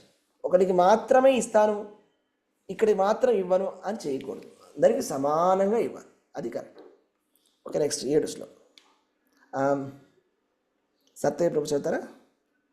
హరే కృష్ణ ప్రభుజీ, దండప్రణామం ప్రభుజీ. దండప్రణామం. తితిక్షాత్యక్రమం వైన్యా ఉపార్యాక్రమతమాపిః భూతానాం కరుణ శాశ్వతార్థానాం క్షితివృతమాన్. ఈ పృథు ప్రజలందరి ఏడ అమిత కరుణను కలిగి ఉండును. ఎవడేని దీనుడు విధి నియమంలోను ఉల్లంఘించి తలపై తన్నినాను అతడు నిరేతుకమగు కరుణచే దానిని పట్టించుకొనక క్షమించును. ప్రపంచ రాక్షసునిగా ఇతడు దారిద్ర్యపు వలె ప్రపంచ రక్షకునిగా ప్రభు. సారీ. రక్షకునిగా ప్రభు. హరే హరే కృష్ణ. కృష్ణ. క్షమించాలి ప్రభు. హరే కృష్ణ. ఎస్ పర్వాలేదు. చదవండి చదవండి. కరుణచే దానిని పట్టించుకొనక క్షమించును. ప్రపంచ రక్షకునిగా ఇతడు దారిద్ర్య వలె ఓర్పు కలవాడగును. హరే కృష్ణ. ధన్యవాదాలు. ధన్యవాదాలు ప్రభు. సో పృథు మహారాజు చాలా అమితమైనటువంటి కరుణ కలిగి ఉంటాడు. అలాగే ఎవరైనా కూడా దీనుడు విధి నియములను ఉల్లంఘించి తలపై తన్నినా కూడా అతడు నిర్హేతమైనటువంటి కరుణను చూపిస్తాడు, పట్టించుకోడు. ఇవన్నీ భగవంతుడిలో ఉండేటువంటి గుణాలు. భగవంతుడు ఎంత గొప్పవాడు అంటే భగవంతుడిని నమ్మకుండా భగవంతుడిని నిందించేవాడిని కూడా భగవంతుడు చూసుకుంటున్నాడు. వాడికి సరిపోయేటువంటి భోజనాన్ని సదుపాయం చేస్తున్నాడు. చూడండి ఎంత గొప్పవాడో భగవంతుడు. అంటే ఇతడు మనని ఇతను కీర్తిస్తున్నాడు కాబట్టి ఇతనికే నేను భోజనం పెడతా అనట్లేదు భగవంతుడు. ఎవరైతే అమాయకంగా మూర్ఖంగా అజ్ఞానం వల్ల అవిద్యతోటి భగవంతుడే లేడు, లేకపోతే భగవంతుడు మాయ, నేనే భగవంతుడిని అని నిందించినా కూడా, భగవంతుడు అసలు లేనే లేడు అని నిందించినటువంటి వాళ్ళని కూడా భగవంతుడు వాళ్ళకి కూడా పోషణ అనేది ఇస్తున్నాడు, వాళ్ళకి కూడా అవకాశం అనేది ఇస్తున్నాడు. అంతేగాని వాళ్ళలోంచి వెళ్ళిపోవడం అనేది జరగదు. భగవంతుడు ఇప్పుడు నేను ఈ పరమాత్మని కాబట్టి ఇతడు నాస్తికుడు, ఇతడు భగవద్వేషి కాబట్టి ఇతని హృదయంలో నేను ఉండను అని వెళ్ళిపోడు పరమాత్మ. అందరిలో అలాగే ఉంటాడు, అవకాశాన్ని ఇస్తాడు. సరే మూర్ఖుడు పర్వాలేదు, ఇప్పుడు మార్చుకుంటాడు తనని తాను, అలా అవకాశాన్ని ఇస్తుంటాడు. ఓకే, హరే కృష్ణ. సో ఆ విధంగా తెలుసుకోవాలి. రైట్, నెక్స్ట్ 8వ శ్లోకము భవానీ మాత సార్. భవానీ మాత సార్. హరే కృష్ణ ప్రభు. దేవే వర్షత్యసౌ దేవో నరదేవ వపుర్హరిః కృచ్చ ప్రాణః ప్రజాహేష రక్షిష్యత్యజ్ఞస్నేంద్రవత్. వర్షము కురియక జలభావము చే జనులు గొప్ప ప్రమాదమునకు గురి అయినప్పుడు ఈ నరదేవుడు స్వర్గరాజుకు ఇంద్రుని వలె వర్షమును కురిపించగలడు. ఆ విధముగా ఇతడు ప్రజలను క్షామము నుండి సులభముగా రక్షించగలడు. హరే కృష్ణ. ధన్యవాదాలు. హరే కృష్ణ. ఈయన చేయబోయేటువంటి లీలల్ని చెప్తున్నారండి. ఇప్పుడు ఏం జరగబోతుందంటే భవిష్యత్తులో ఒక కరువు కాటకంలాగా వస్తుంది. అండ్ ఏం జరుగుతుందంటే భూదేవి తన నుంచి ఇవ్వాల్సినటువంటి ఔషధి శక్తులని లోపలికి తీసేసుకుంటుంది. కాబట్టి రావాల్సినటువంటి ఏ పంటలు కూడా పండడం మానేస్తాయి. సో పంటలు పండకపోతే ఏం జరుగుతుంది? కరువు కాటకాలు వస్తాయి. సో అత్యంతమైనటువంటి దారుణమైన కరువు కాటకాలు వచ్చినప్పుడు వానలు కూడా పడడం మానేస్తాయి. ఆ సమయంలో ఇంద్రుడిలాగా వర్షాన్ని కురిపిస్తాడు పృథు మహారాజు. సో ఆ విధంగా ప్రజల్ని క్షామం నుంచి కూడా సులభంగా రక్షిస్తాడనమాట. అయితే చూడండి, ఇంద్రుడి పనిని చేయడం అంటే మనకి ఒక లీల గుర్తొస్తుంది, కృష్ణ భగవానుడు. అవునా? ఏ లీల గుర్తొస్తుందండి మీకు? ఇంద్రుడితో సంబంధించినటువంటి గోవర్ధన లీల. సో కాబట్టి ఏం జరిగింది? బృందావనవాసులు ఇంద్రుణ్ణి సంతృప్తిపరచడానికి చేయాల్సినటువంటి యజ్ఞాన్ని వాళ్ళు ఆపేశారు, యాగాన్ని ఆపేస్తే ఇంద్రుడికి కోపం వచ్చింది. కోపం వచ్చి కుంభవృష్టి కురిపించాడు. అప్పుడు శ్రీకృష్ణ భగవానుడు ఏం చేశాడు? గోవర్ధనగిరిని ఎత్తడం జరిగింది. అవునా? గోవర్ధనగిరి ఎత్తడం జరిగింది. అందుకనే మనం కృష్ణ భగవాన్ ఏం చెప్తాం? గోవర్ధన గిరిదారి అని కూడా చెప్తాం కదండి. ఎస్. 9వ శ్లోకము నెక్స్ట్ సునీత మాత చదవండి. హరే కృష్ణ ప్రభు. ఆప్యాయత్యసౌ లోకం వదనామృతమూర్తిన సానురాగావలోకేన విశదస్మిత చారుణ. భావం: ఈ పృథు మహారాజు అనురాగపూర్వకమగు చూపులతోనూ ప్రజల ఏడ అమితానురాగము కలిగిన దరహాసపూర్ణమగు చంద్రవదనముతోనూ ఎల్లరి శాంతిని వృద్ధి చేయగలడు. Hare Krishna. Thank you. Hare Krishna. Very nice. Next శ్లోకం చదవండి. కేసు సుజాత మాత చదివారా? చదవండి. హరే కృష్ణ ప్రభుజీ. అవ్యక్త వర్తైష నిగూఢ కార్యో గంభీర వేద ఉపకుప్త విత్తః అనంత మహాత్మ్య గుణైకధామాం పృథు ప్రచేత ఇవ సంవృతాత్మాం. గాయకులు ఇట్లు కీర్తింపసాగిరి: ఈ రాజు అనుసరింపనున్న ఉపాయములను ఎవ్వడనూ ఎరగజాలడు. ఇతని కర్మలు కూడా అతి గూఢముగా నుండును. ప్రతి కార్యమును ఏ విధముగా ఇతడు జయప్రదము కావింపగలుగునో ఎవడును తెలుసుకొనజాలడు. ఇతని సంపత్తి ఎవరికిని తెలియక గోప్యముగా నుండును. ఇతడు అపరిమితమగు మహిమలకు సద్గుణములకు నిధి అయి విరాజిల్లును. ఇతని స్థానము చక్కగా కొనసాగుచు సముద్ర దేవతయగు వరుణుడు పూర్తిగా జలముచే కప్పబడి ఉన్నట్లు కప్పబడి ఉండును. హరే కృష్ణ ప్రభుజీ, ధన్యవాదాలు. హరే కృష్ణ మాతాజీ. సో ఇక్కడ ఏం చెప్తున్నారంటే ఈయన చేసేటువంటి ఉపాయాలు ఎవ్వరు కూడా తెలుసుకోలేకుండా ఉంటారు. ఆయన చాలా అద్భుతమైనటువంటి లీలలు చేయబోతున్నాడు. ఓకే, నేను చెప్పను ఇప్పుడే, మనం వచ్చేటువంటి అధ్యాయంలో తెలుసుకుంటాము. అసలు పృథు మహారాజు కరువు కాటకాలు వచ్చినప్పుడు ఏం చేశాడు అనేది అది నభూతో నా భవిష్యత్తు. అలా చేసిన విధంగా ఎవరూ లేరు. చాలా అద్భుతంగా చేస్తాడు పృథు మహారాజు. ఆయన కర్మలన్నీ కూడా చాలా అతి గూఢంగా ఉంటాయి. ఆయన ఏం చేస్తున్నాడు, ఎందుకు ఇలా చేస్తున్నాడు అనేది ఎవరికి అర్థం కాని విధంగా ఉంటాయి. తర్వాత ఆయన జయప్రదంగా చేస్తాడు. అన్నీ కూడా ఏం చేసినా కూడా ఆయనకి ఖచ్చితంగా విజయం అనేది లభిస్తుంది. తర్వాత ఇక్కడ ఒక ముఖ్యమైనటువంటి విషయం ఏంటంటే, ఆయన సంపత్తు ఎవరికి కూడా తెలియకుండా గోప్యంగా ఉంటుంది. ఓకే, ఇది సంస్కృతంలో ఏం చెప్పారంటే ఉపగుప్త విత్త అని చెప్పారండి. ఉపగుప్త విత్త అంటే రహస్యముగా ఉంచబడినటువంటి విత్తము. అయితే ఒకప్పుడు ఏంటంటే బంగారు నాణ్యాలతోటి వాళ్ళు వ్యాపారం చేసేవాళ్ళు. అంటే ఎవరైనా కూడా బంగారు నాణ్యాలు ఇస్తారు. ఇప్పుడేంటి, కరెన్సీ నోట్స్. అంటే ఆ బంగారు నాణ్యాలను మీరు లంకెడు బిందెల్లో కింద పెట్టుకొని దాచుకునేవాళ్ళు చాలా జాగ్రత్తగా. ఎవరికి తెలిసేది కాదు ఎంత ఉంది ఎవరి దగ్గర. సో వాళ్ళు అవసరమైనప్పుడు ఒక 100 సంవత్సరాల తర్వాత తీసినా కూడా దాని విలువ అలాగే ఉంటుంది. కానీ సపోజ్ మనం పేపర్ నోట్లని అలా పెట్టుకొని ఒక 100 సంవత్సరాలు తీస్తే అంతా వేస్ట్. అవునా, డిమానిటైజేషన్ అయిపోయిన తర్వాత పేపర్స్ అంతా వేస్ట్. సో కాబట్టి ఇది ఒక ప్రాపర్ సిస్టమ్ కాదు. ఇలాగా ఏంటి, ఒక కరెన్సీ నోట్లు పెట్టడం అనేది కరెక్ట్ కాదు. ఎందుకంటే మీకు ఒక విషయాన్ని చెప్తాను, మనకి నవ్వు వస్తుంది. మనమేమో చాలా గొప్ప వాళ్ళు అనుకుంటాం అమెరికా వాళ్ళని. వాళ్ళు అసలు ఆల్మోస్ట్ తుగ్లక్ లాగానే వాళ్ళు. ఓకే, వాళ్ళు ఏం చేస్తారంటే ఎప్పుడైతే డబ్బులు తక్కువ అవుతాయో వాళ్ళు ఇంకా నోట్స్ ప్రింట్ చేస్తారు. అది వాళ్ళు తెలియదా. అంటే కొంచెం డబ్బులు వాళ్ళకి, సపోజ్ మీరు ఆలోచించండి ఒకసారి, ఇప్పుడు మీ దగ్గర ఒక 10,000 రూపాయలు ఉన్నాయనుకోండి, 10,000 రూపాయలు అయిపోయాయి అనుకోండి. అప్పుడు మీరు సపోజ్ మీ దగ్గర ప్రింటింగ్ మెషిన్ ఉందనుకోండి ఇంట్లో ఇంకొక 10,000 రూపాయలు ప్రింట్ చేసేస్తే పని అయిపోయింది కదా. 10,000 ఉన్నాయి, 10,000 అయిపోయినాయి, ఇంకా కావాలి, ప్రింట్ చేసేస్తే అయిపోయింది. సో వాళ్ళు అవసరమైనప్పుడల్లా ప్రింటింగ్ చేసేస్తుంటారు అట్లా. సో అలా వాళ్ళు చేస్తుంటారు.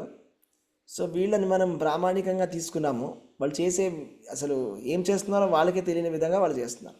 అసలు వైదికమైన విధానంలో ఒక రాజుకి, ఒక రాజ్యానికి ఒక నిధి అనేది ఉండాలంట. అది ఎంత కూడా మనకి ఎప్పుడు కూడా, మీరు గత 2000 సంవత్సరాలు తీసుకున్నా కూడా భారతదేశం ఎప్పుడు కూడా అగ్రగామిగానే ఉండింది. నంబర్ 1 ఇండియానే. ఎప్పటి వరకు, 19వ శతాబ్దం వరకు కూడా భారతదేశమే నంబర్ 1 జీడిపిలో. అంటే ఎప్పుడు కూడా మ్యాక్సిమం సంపద అనేది మన దగ్గర. ముగల్స్ వాళ్ళు ఉన్నప్పుడు కూడా మ్యాక్సిమం సంపద మందే ఫస్ట్ నంబర్ 1. ఇండియా, తర్వాత చైనా. ఇండియా చైనా పక్క పక్కన. 19వ శతాబ్దంలో ఎప్పుడైతే బ్రిటిషర్లు వచ్చారో వాళ్ళు ఇక్కడ ఉండేటువంటి సంపదనంతా కూడా దోచేసేసి వాళ్ళ ఊళ్ళకి పంపించేసుకున్నారు, వాళ్ళ రాజ్యానికి, వాళ్ళ దేశానికి పంపించుకున్నారు. అంటే వాళ్ళు చాలా డబ్బులు ఉన్నటువంటి, ఎన్నో వేల సంవత్సరాల నుంచి డబ్బులు ఉన్నటువంటి మన రాజ్యాన్ని, మన దేశాన్ని వాళ్ళు ఒక కటిక దరిద్రం లోపలికి తీసుకెళ్ళిపోయారు. ఇది ఎప్పుడు అలా కాదు. ఇప్పుడు మనం వాళ్ళని చూసి అబ్బో వీళ్ళు చాలా గొప్ప వాళ్ళు, వీళ్ళ దేశానికి వెళ్ళేట్లయితే ఎంత బాగుంటుందో అని ఫీల్ అవుతుంటాం. అలా కాదు ఒకప్పుడు మన పరిస్థితి. ఎప్పుడు కూడా వాళ్ళు అలా అనుకునేవాళ్ళు. ప్రభుజీ దండవత్ ప్రణామ్. గజనీ మొహమ్మద్ అనే మొహమ్మదుడు 17 times అటాక్ చేసిండు ఇండియాని. మన మందిరాల నుంచి అవన్నీ తీసుకుంటున్నాను.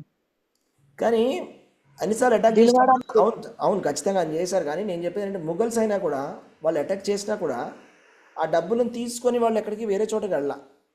అంటే వాళ్ళు తురగ దేశానికి కానీ అక్కడికి పంపించలేదు డబ్బుల్ని. ఇక్కడే ఉన్నాయి డబ్బులు. అంటే ఇప్పుడు నిజాం ఇక్కడ పరిపాలన చేసినా కూడా కోహినూర్ ఇక్కడే ఉంది. బయటికి వెళ్ళా కదా. కానీ బ్రిటిషర్స్ ఏం చేశారంటే ఇక్కడ ఉన్న డబ్బుల్ని దోచేసుకొని బయటికి పంపించారు. అర్థమవుతుంది కదా మీకు, విదేశానికి పంపించేశారు. ఇక్కడ నుంచి బయటికి పంపిస్తే అక్కడ పెద్ద ప్రాబ్లం అది. అసలు శ్రీ కృష్ణదేవరాయలు ఉన్నప్పుడు ఎలా ఉండేది? అందరూ కూడా జస్ట్ కూరగాయలు అమ్మినట్టుగా అమ్మేవాళ్ళంట. రాసుల్లాగా పోసుకొని అమ్మేటోళ్ళు, వజ్రాలు, గోల్డ్ అవన్నీ. జస్ట్ రీసెంట్ కదా ఇది ఎగ్జాజరేషన్ కాదు, ఇదంతా కూడా ఒక సైంటిఫికలీ హిస్టారికలీ ప్రూవెన్ ఫ్యాక్ట్స్ ఇవన్నీ. జస్ట్ ఒక 1800 వరకు number 1 India, all over the వరల్డ్లో నంబర్ 1, ఎప్పుడు నంబర్ 1లో ఉండింది ఇండియా. అంటే మన దురదృష్టవశాత్తు ఇంత దరిద్రమైనటువంటి పరిస్థితిలోకి ఇప్పుడు మనం జారుకున్నాం అసలు మన దేశం అనేది. కాబట్టి ఈ కరెన్సీ అనేది చాలా జాగ్రత్తగా మేనేజ్ చేయాలి. ఈ కరెన్సీ అనేది సరిగ్గా మేనేజ్ చేయకపోతే ఇన్ఫ్లేషన్ అనేది వస్తుంది అన్నమాట.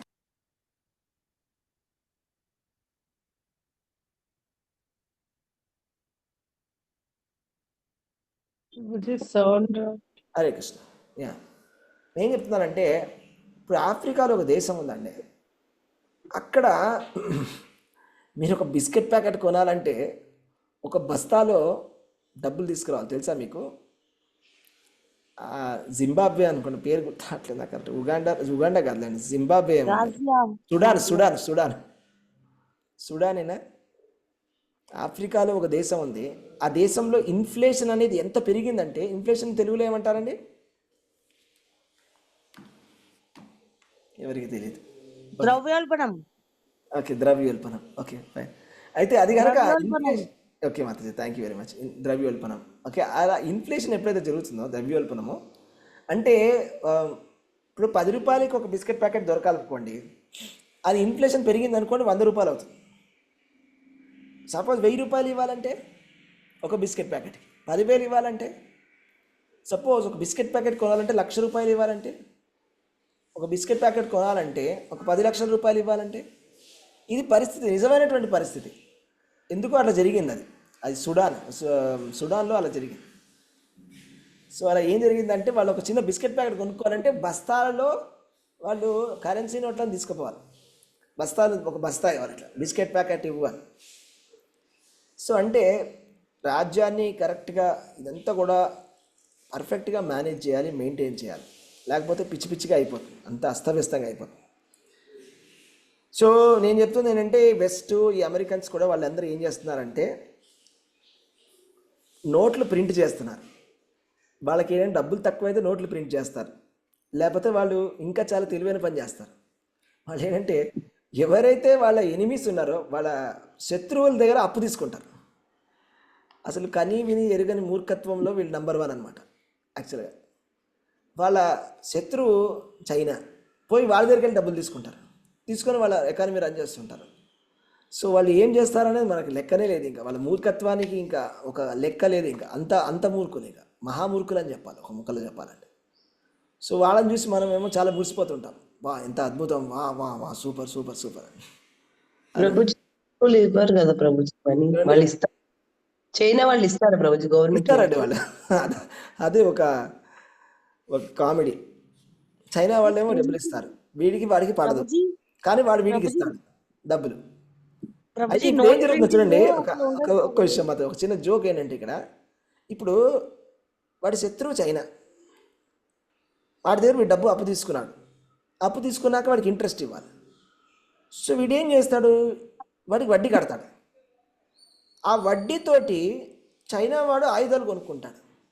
ఎవరికి అగేన్స్ట్గా? వీడికి అగేన్స్ట్గా. అంటే వీడి గొయ్య వీడే తవ్వుకుంటున్నాడు అనమాట. సో ఇలా ఉంటుంది. అర్థమైందా మీకు? చెప్పండి ఎవరైనా. ప్రభుజీ, కరెన్సీ ప్రింటింగ్ గోల్డ్ నిల్వల పైన అండ్ ఆయిల్ నిల్వల పైన ఆధారపడి ఉంటది. అట్లా అది స్టాండర్డ్ రూల్, కానీ వాళ్ళు అలా చేయడం లేదు. వాళ్ళు ప్రింట్ చేసేసుకుంటారు డాలర్స్. అమెరికా వాళ్ళు అలా చేయరు, మనం అట్లా చేస్తాం. మనం ఏంటంటే ఒక రిజర్వ్ అనేది ఉంటుంది, దీనికి అగేన్స్ట్గా ఇంత అని, గోల్డ్ కానీ గోల్డ్ విలువకు అగేన్స్ట్గా ఒక ఫిక్స్డ్ అసెట్ బట్టి మనం చేస్తాం. అది మనం చేస్తున్నాం, కానీ వాళ్ళ ఫాలో చేయట్లేదు. వాళ్ళు ప్రింట్ చేసేసుకుంటారు అవసరమైనప్పుడు. వాళ్ళ దగ్గర డబ్బులన్నీ ఆయుధాలకు దాంట్లకు వాడతారు వాళ్ళు, దీనికి ఏం వాడరు. వేస్ట్, ప్రింట్ అయినా వేస్ట్ చేయాలి అవన్నీ. అవును, అవును మాతాజీ. రీసెంట్గా ఎన్నో $1 ట్రిలియన్ అప్పు తీసుకున్నారు. దాని అంటే వాళ్ళ జీడిపి ఎంత ఉందో అంత అప్పు తీసుకున్నారు. అంటే నేను చెప్పేది ఏంటంటే, అసలు ఒకప్పుడు రాజ్యాలన్నీ ఎలా ఉండేవంటే వాళ్ళ దగ్గర చాలా నిధులు ఉండేవి. వాళ్ళు చాలా కలెక్ట్ చేసి జాగ్రత్తగా సంపాదించి చాలా జాగ్రత్తగా పెట్టి నిధులని ఎంతో దాన్ని ఏమంటారు, రాజనిధి అనేది ఒక వన్ ఆఫ్ ద అంగం, 6 అంగాల్లో ఒక అంగం అది. ట్రెజరీ అంటారు దాన్ని. ట్రెజరీని చాలా జాగ్రత్తగా. ఇప్పుడున్న పరిస్థితి ఏంటి, అసలు వేరే రాజ్యం పక్కన పెట్టండి, మన పరిస్థితి ఏంటి, మన రాష్ట్రాల పరిస్థితి ఏంటి? ఇప్పుడు మనకి సర్ప్లస్ ఉందా, అప్పు జాస్తి ఎక్కువ ఉన్నది, ఏది ఎక్కువ ఉన్నది చెప్పండి? అప్పు చేస్తున్నారు. అప్పుల్లో ఉన్నారా లేకపోతే సర్ప్లస్లో ఉన్నారా? నిధి ఎంత అప్పుల్లో. ఉంది? రాష్ట్ర నిధి ఎంత ఉంది? సర్ప్లస్లో ఉందా? అప్పుల్లో. ఎక్కువ ఉందా తక్కువ ఉందా? సర్ప్లస్ లో ఉన్నారు కానీ అప్పులు చూపిస్తున్నారు తక్కువ. సార్ అప్పులే సర్ప్లస్ అన్ని అప్పులే, అప్పులు. ఈయన అప్పులతోటి అప్పు చేసి పప్పు కూడా అన్నట్టుగా ఉంటుంది వీళ్ళ పరిస్థితి కదా.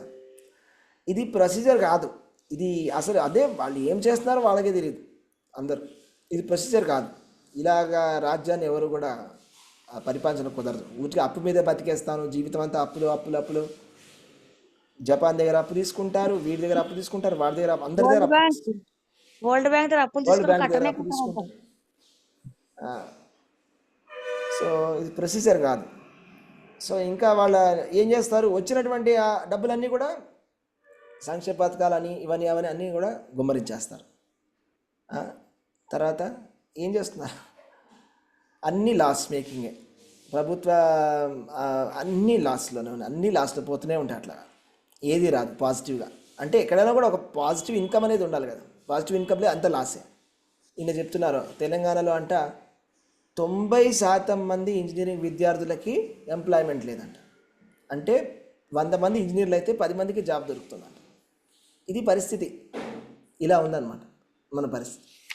చూడండి, అందుకే నేను చెప్తున్నా, కాంట్రాస్ట్ చేసి చెప్తున్నాను అనమాట. ఒక మంచి రాజ్యాంగము ఉన్నప్పుడు ఎలా ఉంటుంది, భగవంతుడి రాజు కింద వచ్చినప్పుడు ఎంత అద్భుతంగా ఉంటుంది. అదే భగవద్భక్తి లేనటువంటి వాళ్ళు, ఒక ధర్మం అంటే తెలియనటువంటి వాళ్ళు, ఒక మహామూర్ఖులు, అసలు అవిద్యలో అజ్ఞానంలో ఉండేటువంటి ఈ త్రిగుణాల్లో ఉండేటువంటి జీవులు, ఏదో వాళ్ళు ఇంకా వాళ్ళకి ఆస్తి సంపాదించుకోవడానికి వచ్చినటువంటి ఈ ఏమంటారు మన పొలిటీషియన్స్, వాళ్ళు చేస్తే ఇలా ఉంటుంది. అంటే ఒక government's duty is god's duty కదా. కబ్జా ల్యాండ్ ని కబ్జా చేసి కూర్చున్నారు. ఏదైనా చేస్తారు. సో గవర్నమెంట్ డ్యూటీ ఇది ఒక ధర్మము, ఇది ఒక పవిత్రమైనటువంటి పని. అంటే చాలా కేర్ఫుల్గా కరెక్ట్గా చేయాలి, పూజ చేసినట్టుగా చేయాలి వాళ్ళు. అంతేగాని డర్టీగా చేయకూడదు పని, కానీ డర్టీగా చేస్తున్నారు, అది విషయం. ఓకే, నెక్స్ట్ శ్లోకం ఎవరు చదువుతారు? లక్ష్మీమాత చదువు. దురాసదో దుర్విషః అసన్నోపి విదూరవత్ నైవాకి భవతుం సఖ్యో వేనారుణ్యస్థితిలో నలః. అరుణి నుండి అగ్ని పుట్టిన చందమున ఋతువు వేణు శరీరమును ఉండి జన్మించారు. అందువలన అతడు సదా అగ్ని వలె వెలుగొందగలడు. శత్రువులు ఇతని దరి చేరజాలరు. సమీపంలోనే ఉన్నప్పటికీ శత్రువులు ఇతని దరి చేరజాలక దూరముగా నిలవవలసి వచ్చును. అందువలన శత్రువులు ఇతనికి తాళజాలరు. ఎవ్వరును ఈ పృథు మహారాజును ఓడింపజాలరు. హరే కృష్ణ ప్రభుజీ, ధన్యవాదాలు. హరే కృష్ణ.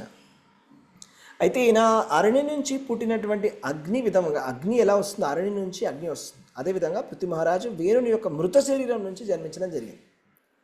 సో చాలా అద్భుతమైనటువంటి పోలిక. ఎందుకంటే అరణి అంటే చెక్క, అది అరణి అనేటువంటి ఒక చెక్క ఉంటుంది. యజ్ఞంలో ఏం చేస్తారంటే దాన్ని ఇలా చేస్తారండి. చేసినప్పుడు వెంటనే అందులోంచి నిప్పు వస్తుంది. ఆ నిప్పును తీసుకొని యజ్ఞంలో వేస్తారు.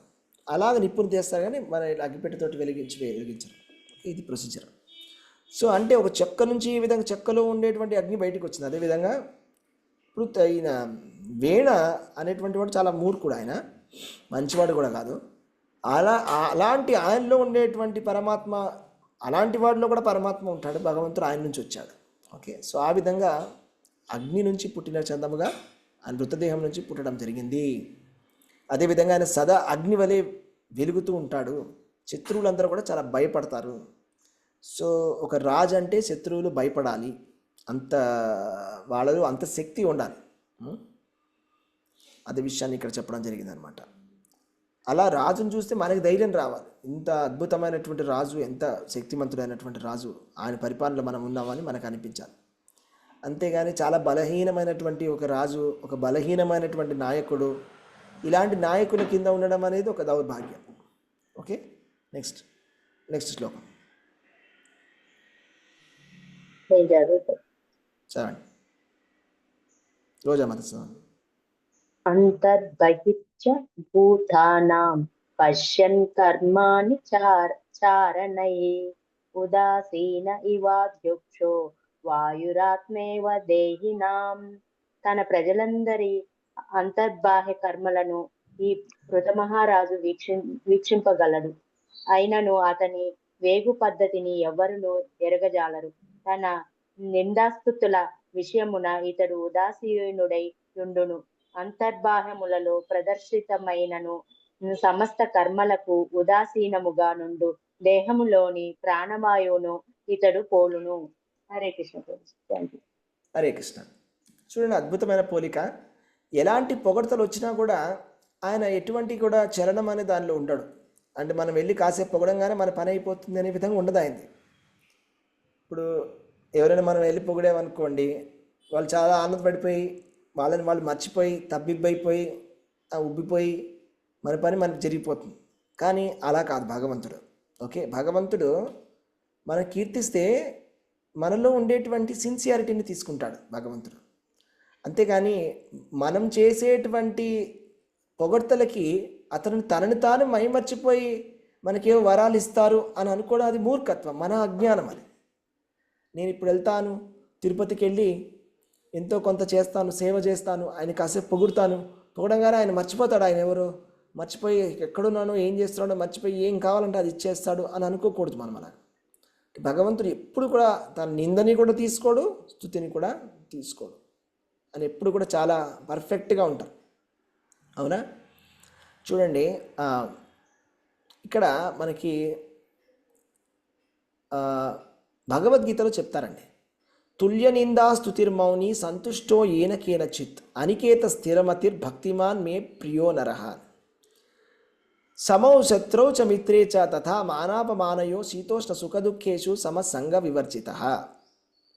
ఎవరైతే తన శత్రువుల పట్ల మిత్రుల పట్ల కూడా సమానంగా ఉంటారో, మానం వచ్చిన అంటే ఎవరినైనా కూడా గౌరవం వచ్చినా సన్మానం చేసినా, అపమానయోహో ఎవరైనా అవమానం చేసినా, శీతోష్ణ సుఖ దుఃఖేషు చల్లగా ఉన్నా వేడిగా ఉన్నా, సుఖంగా ఉన్నా దుఃఖంగా ఉన్నా, సమసంగ వివర్జిత సమముగా ఉంటారు, చెడు సాంగత్యం నుంచి దూరంగా ఉంటారు.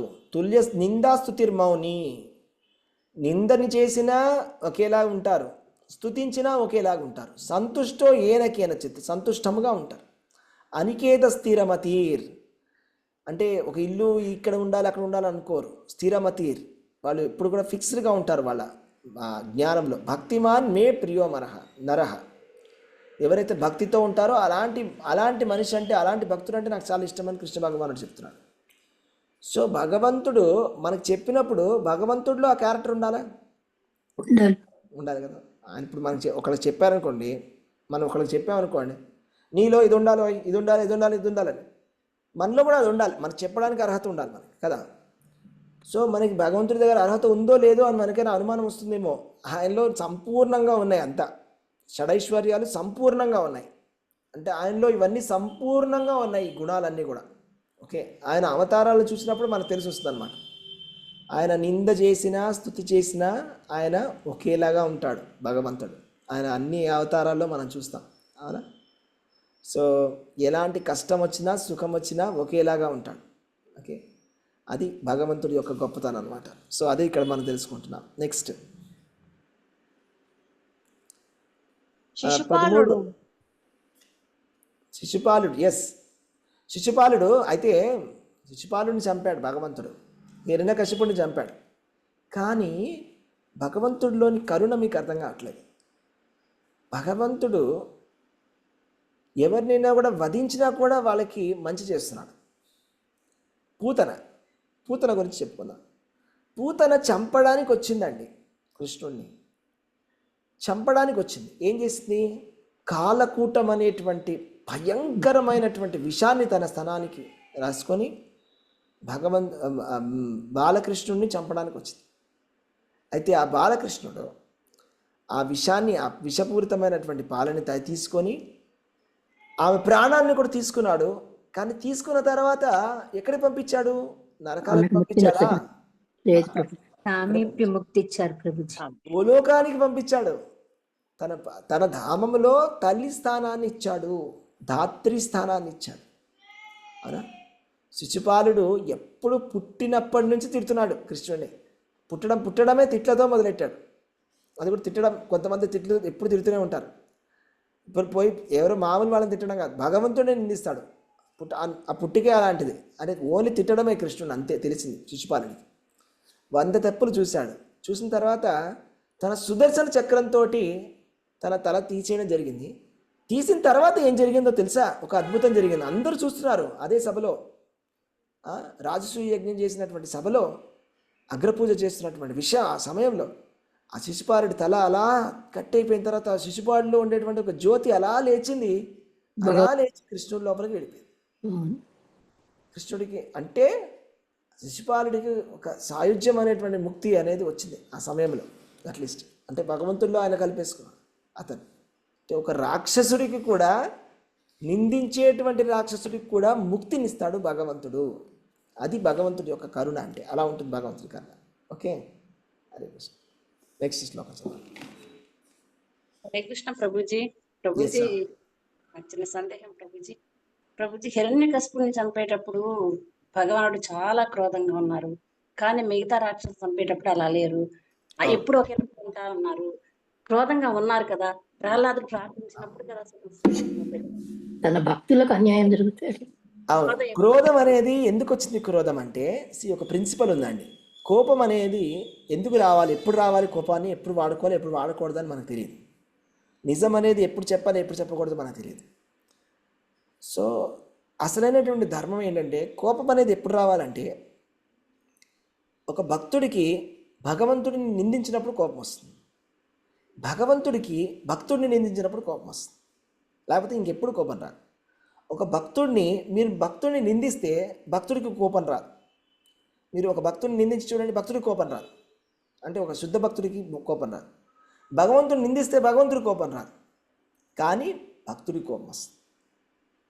అలాగే భక్తుడిని నిందిస్తే భగవంతుడికి కోపం వస్తుంది. అదేవిధంగా సో ఇక్కడ ఆ ఉగ్ర నరసింహస్వామి అంత ఉగ్రమైనటువంటి రూపంలో ఎందుకు వచ్చాడంటే, తన భక్తుడైనటువంటి ప్రహ్లాదుడిని అంతగా ఇబ్బంది పెట్టినందుకు ఆయన అంతగా కోపం వచ్చింది. అర్థమైనా? సో అది. అయితే రావణాసురుడి మీద కోపం హనుమంతుడికి ఎందుకు వచ్చింది? రావణాసురుడి మీద విపరీతమైనటువంటి కోపం వచ్చింది హనుమంతుడికి. లంక కోపంతో రాముడిని ఇబ్బంది పెట్టాడు కాబట్టి, సీతాదేవిని ఇబ్బంది పెట్టాడు కాబట్టి హనుమంతుడికి అంత కోపం వచ్చింది. కాబట్టి మన ఉన్నటువంటి అనర్థాలు ఏమైనా కూడా, కోపమైనా కూడా ఆధ్యాత్మికంగా వాడవచ్చు అని చైతన్య మహాప్రభుని చెప్పారు. అంటే ఇప్పుడు మరి భక్తుల పట్ల మీకు, భక్తులకి అన్యాయం జరుగుతున్నప్పుడు మీరు కోపం చూపించాలి. చూపిస్తే అది భౌతికం కాదు, అది భౌతికమైనటువంటి కోపం కాదు.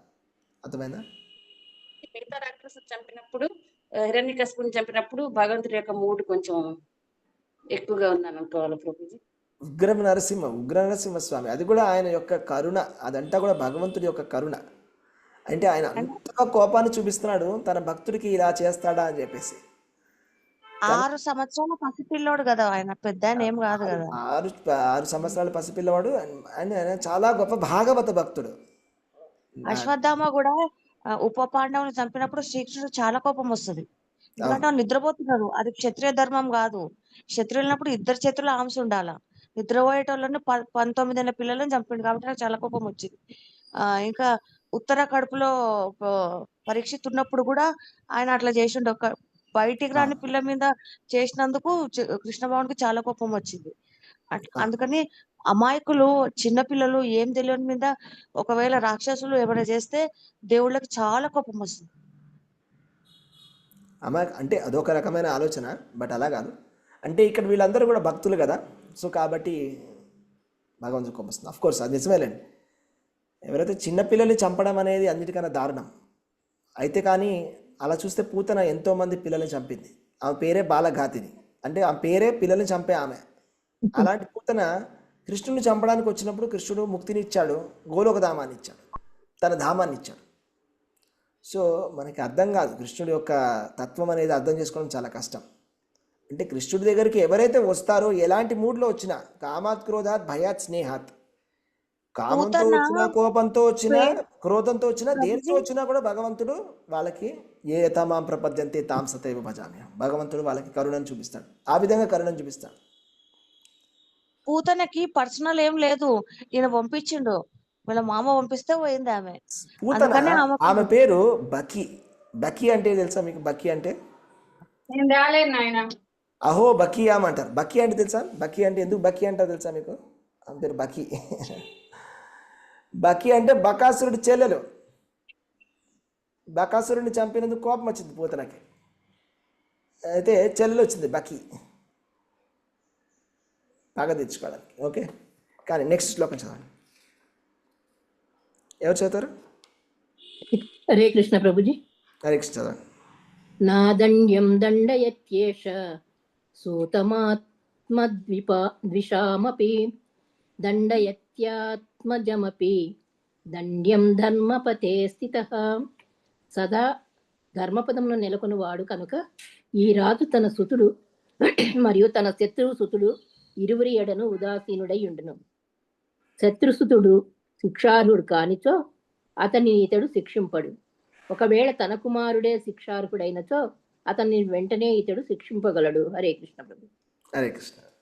అంటే పక్షపాతం లేకుండా ఏ విధంగా పరిపాలన చేయాలనేది చూపిస్తున్నారు. అవునా? నేరస్తులు ఎవరైనా కూడా వాళ్ళని శిక్షించాల్సిందే. సమానమైనటువంటి పరిపాలన. నేరస్తులను శిక్షించడము, అమాయకులను రక్షించడం అనేది పాలన యొక్క ధర్మం. ఏం చేయాలి? రెండు విషయాలు. పాలన అంటే రెండు చేయాలండి, కంపల్సరీగా రెండు చేయాలి. నేరస్తులను శిక్షించాలి, అలాగే అమాయకులను రక్షించాలి. ఇది మనకి ధర్మం నేర్పిస్తుంది. నేరస్తులని క్షమించడం అనేది ధర్మం కాదు. నేరస్తులని క్షమించడం అనేది ధర్మం కాదు. ఎందుకంటే నేరస్తుడిని క్షమించినట్లయితే ఆ నేరస్తుడు ఇంకా నేరాన్ని చేస్తాడు, అమాయకుల్ని ఇంకా ఇబ్బంది పెడతాడు. కాబట్టి ఎవరైతే చక్కగా ఉన్నారో, మంచి ప్రజలైతే ఉన్నారో వాళ్ళని కాపాడడానికి చెడ్డవాళ్ళని ఖచ్చితంగా దండించాల్సిందే. అందుకనే కృష్ణ భగవానుడు చెప్తాడు, పరిత్రాణాయ సాధూనా వినాశాయ చ దుష్కృత ధర్మ సంస్థాపనార్థాయ సంభవామి యుగే. ఇంత చిన్న ప్రిన్సిపల్ని కూడా జనాలు అర్థం చేసుకునే పరిస్థితిలో లేరు ఇప్పుడు మన ఉన్నటువంటి పరిస్థితిలో. అంటే ఒక న్యాయం చెప్పేటువంటి వాళ్ళు న్యాయాధీశంలో వాళ్ళు కూర్చొని, న్యాయాధిపతుల కింద కూర్చున్నారు, వాళ్ళు అంత చూశారు, అంత చేశారు, ఒక చిన్న బేసిక్ లాజిక్ కూడా వాళ్ళకి ఈ మాత్రం ధర్మం కూడా తెలియకుండా వాళ్ళు ధర్మ స్థానం పైన వాళ్ళు కూర్చొని వాళ్ళు తీర్పులు చెప్తున్నారు. కలియుగం యొక్క ప్రభావం. కాబట్టి అందరూ కూడా భాగవతం చదవాలి, చదివించాలి. చదివిస్తే తెలుస్తుంది. అంటే కృష్ణ భగవానుడిని చూసి మనం నేర్చుకోవాలి ధర్మం అంటే ఏంటని. అదే ఇక్కడ ఇంకా ముఖ్యమైన మంచి విషయం చెప్పారు, చాలా టచింగ్ మాట. శత్రువు యొక్క సుతుడైనా కూడా ఆయన అతన్ని విడిచిపెట్టేస్తాడు. సపోజ్ ఉదాసీనుడైనట్టయితే, అయితే సపోజ్ అతను మంచివాడైతే శత్రువు సుతుడిని కూడా వదిలేస్తాడు. అవునా? అదే తన తన తన కొడుకైనా కూడా, తన కుమారుడైనా కూడా శిక్షార్హుడైతే కనుక వెంటనే అతన్ని శిక్షించడం అనేది జరుగుతుంది. అవునా? ఇది చాలా గొప్ప విషయం. ఇది భగవంతుడి యొక్క లక్షణం ఇది. Okay, next 14. అస్యా ప్రతిహతం చక్రం చెప్తారా? హరే కృష్ణ ప్రభుజీ, నేను చదవనా? చూడండి. అస్యా ప్రతిహతం చక్రం వృద్ధో రామాన తాచ్చలాత్ వర్తతే భగవానర్యో యావత్ తపతి కోకణై. సూర్యుడు మనసాచలము వరకు ఎటువంటి అవరోధము లేకుండా తన కిరణములను ప్రసరించు రీతి పృథు మహారాజు ప్రభావము మానసాచలము వరకు గల ప్రదేశమునంతటిని ఆవరించి ఉండి అతడు జీవించి ఉన్నంత వరకు నిలిచి ఉండగలడు. హరే కృష్ణ ప్రభుజీ, ధన్యవాదాలు. హరే కృష్ణ. సో సూర్యుడు మానసాచలము వరకు ఎటువంటి అవరోధం లేకుండా తన కిరణాలు ప్రచురించే రీతిలో ఋతు మహారాజ్ ప్రభావం మానసాచలం వరకు గల ప్రదేశం అంతటిని ఆవరించి ఉంటుంది. అతడు జీవించున్నంత వరకు నిలిచి ఉండగలదు. పృథ్వీ అని అంటాం కదా మనం. పృథ్వీ అనేటువంటి పదము పృథు మహారాజు నుంచి వచ్చిందండి. పృథు మహారాజు అంత గొప్పవాడు అనమాట. అయితే ఒక్క విషయం చెప్పుకొని మనం కంక్లూడ్ చేద్దాము. ఇప్పుడు చాలామంది, ఇప్పుడు భగవంతుడు ఉన్నాడు, శ్రీకృష్ణ భగవానుడు. ఆయన కింద చాలామంది దేవతలు కూడా ఉన్నారు, అవునా? ఇప్పుడు బ్రహ్మదేవుడు ఉన్నాడు, శివుడు ఉన్నాడు, ఇంద్రుడు ఉన్నాడు, వరుడు ఉన్నాడు, చంద్రుడు ఉన్నాడు. వీళ్ళందరూ కూడా దేవతలు. సూర్యుడు ఉన్నాడు. సో వీళ్ళందరూ కూడా ఏం చేస్తున్నారు? పరిపాలన చేస్తున్నారు.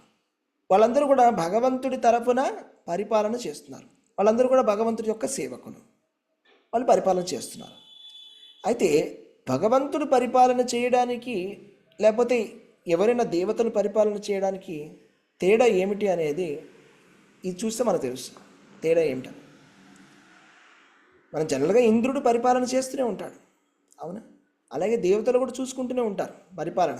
లేకపోతే మనం మనుషులు రాజులు అవ్వడం అనేది సామాన్యమైన విషయమే. కానీ వాళ్ళని మనం ఇలా కీర్తించమే. దట్ వాళ్ళు ఎంత గొప్పవాళ్ళు, ఎంత గొప్పగా చేశారు, ఎంత గొప్ప రాజ్యము, ఎంత గొప్ప రాజ్యం అని ఎవరు చెప్పరు.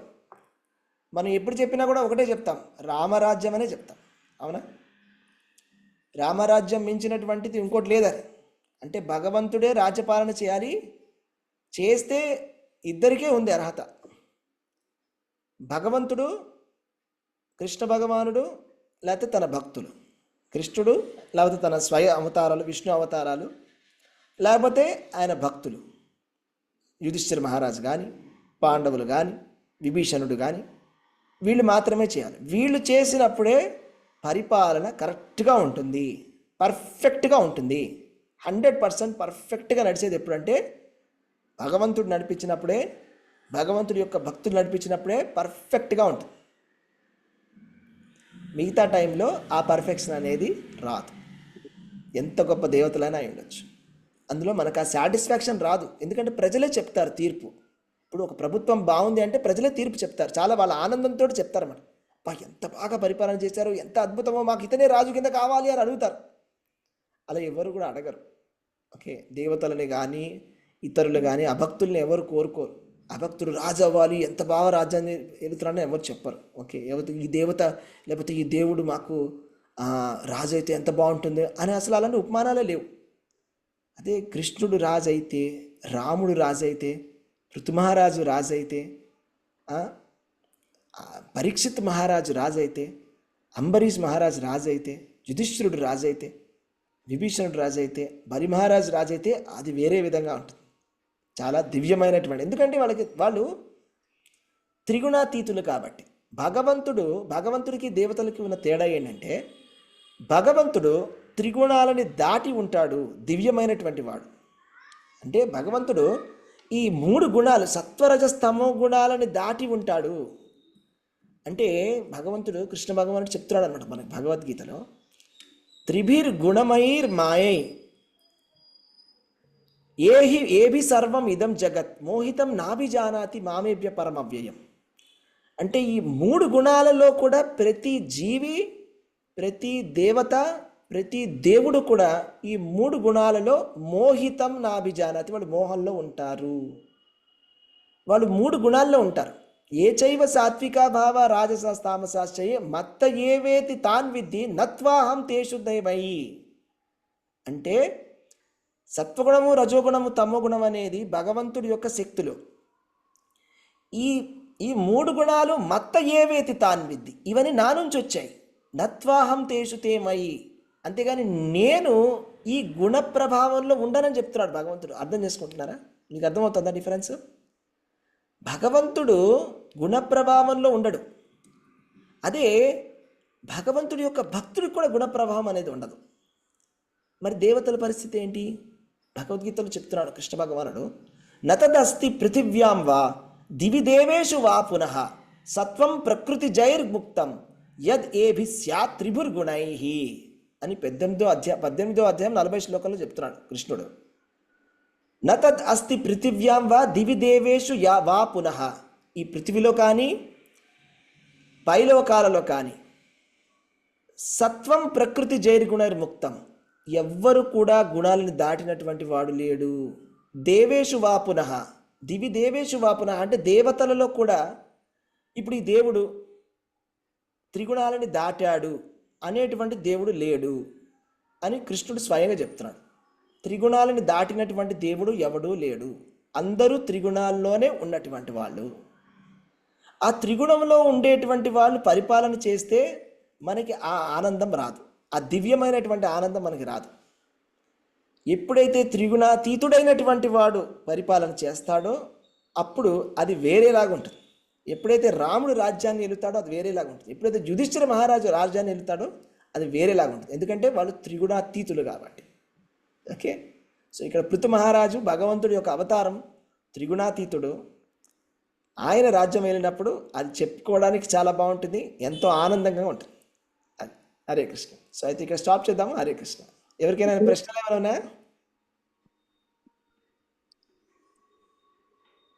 హరే కృష్ణ ప్రభుజీ, చాలా అద్భుతంగా ఉంది ప్రభుజీ. మీరు అన్నట్లుగా ప్రభుజీ ఎంత ట్రై చేసినా చాలా కంట్రోల్ గా ఉండాలి, సహనం ఉండాలి, ఓర్పు ఉండాలి అని అన్నీ తెలుస్తూనే ఉంటాయి, అన్నీ అర్థమవుతూనే ఉన్నాయి. కానీ ఆ ఆచరణలకు వచ్చేసరికల్లా ఏదో ఒక గుణ ప్రభావం బయటపడుతూనే ఉంది ప్రభుజీ. సో అది మనకి సాధ్యం కాదా అని అనిపిస్తుంది ప్రభుజీ ఒక్కోసారి. హరే కృష్ణ. అదే మనం భక్తి చేయగా అదేంటంటే ఒక హీటింగ్ ప్రాసెస్. ఏంటంటే ఒక పండు, అదేంటి ఫస్ట్ పండు కాయలా ఉంటుంది, తర్వాత పండుతుంది కదా. అది పండేంత వరకు దానికి సమయం పడుతుంది, అవునా? సో ఆ పండు పండడానికి మనం ఏం చేస్తాము, దాన్ని ఏదైనా రైస్లో పెడతాం. అదేవిధంగా మనం భక్తుల సాంగత్యంలో ఉంటూ విశుద్ధ భక్తుల యొక్క సేవను చేస్తూ ఉంటే ఇంకా ఫాస్ట్గా మనలో ట్రాన్స్ఫర్మేషన్ అనేది జరుగుతుంది. సో మాలాంటి మానవులకి అది అసాధ్యమేమో. మీరు అన్నట్టుగా భక్తుల సాంగత్యంలో ఉండి ఇవన్నీ శ్రవణం చేయడం ద్వారా కనీసం కొంతైనా ముందుకు రాగలుగుతాం అనిపిస్తుంది ప్రభుజీ. అసాధ్యం కాదండి, అదే ఎప్పుడు సుసాధ్యం ఎప్పుడవుతుందంటే మనం అదే విశుద్ధ భక్తుల యొక్క సాంగత్యంలో వాళ్ళ సేవను చేస్తుంటే ఎంత దగ్గరగా మనం ఎంత చక్కగా సేవ చేస్తామో అంత ఫాస్ట్గా మన ప్రోగ్రెస్ అనేది జరుగుతుంది. ఇంకా మనం ఏంటంటే మనకి ఉత్సాహ నిశ్చయ ధైర్యాత్ తత్తత్ కర్మ ప్రవర్తనాత్ సాధు సంగే శతోవృత్తి షడ్భిర్భక్తిర్ ప్రసిద్ధ్యతి. ఈ శ్లోకాన్ని బాగా బైహార్ట్ కొట్టండి. ఓకే, ఉత్సాహంగా చేయాలి భక్తిని, ధైర్యంతో చేయాలి, నిశ్చయంగా చేయాలి. ఓకే, సాధువుల యొక్క సాంగత్యాన్ని తీసుకోవాలి. అలాగే శతోవృత్తి, ఆచార్యులు చెప్పిన విధంగా పాటించాలని.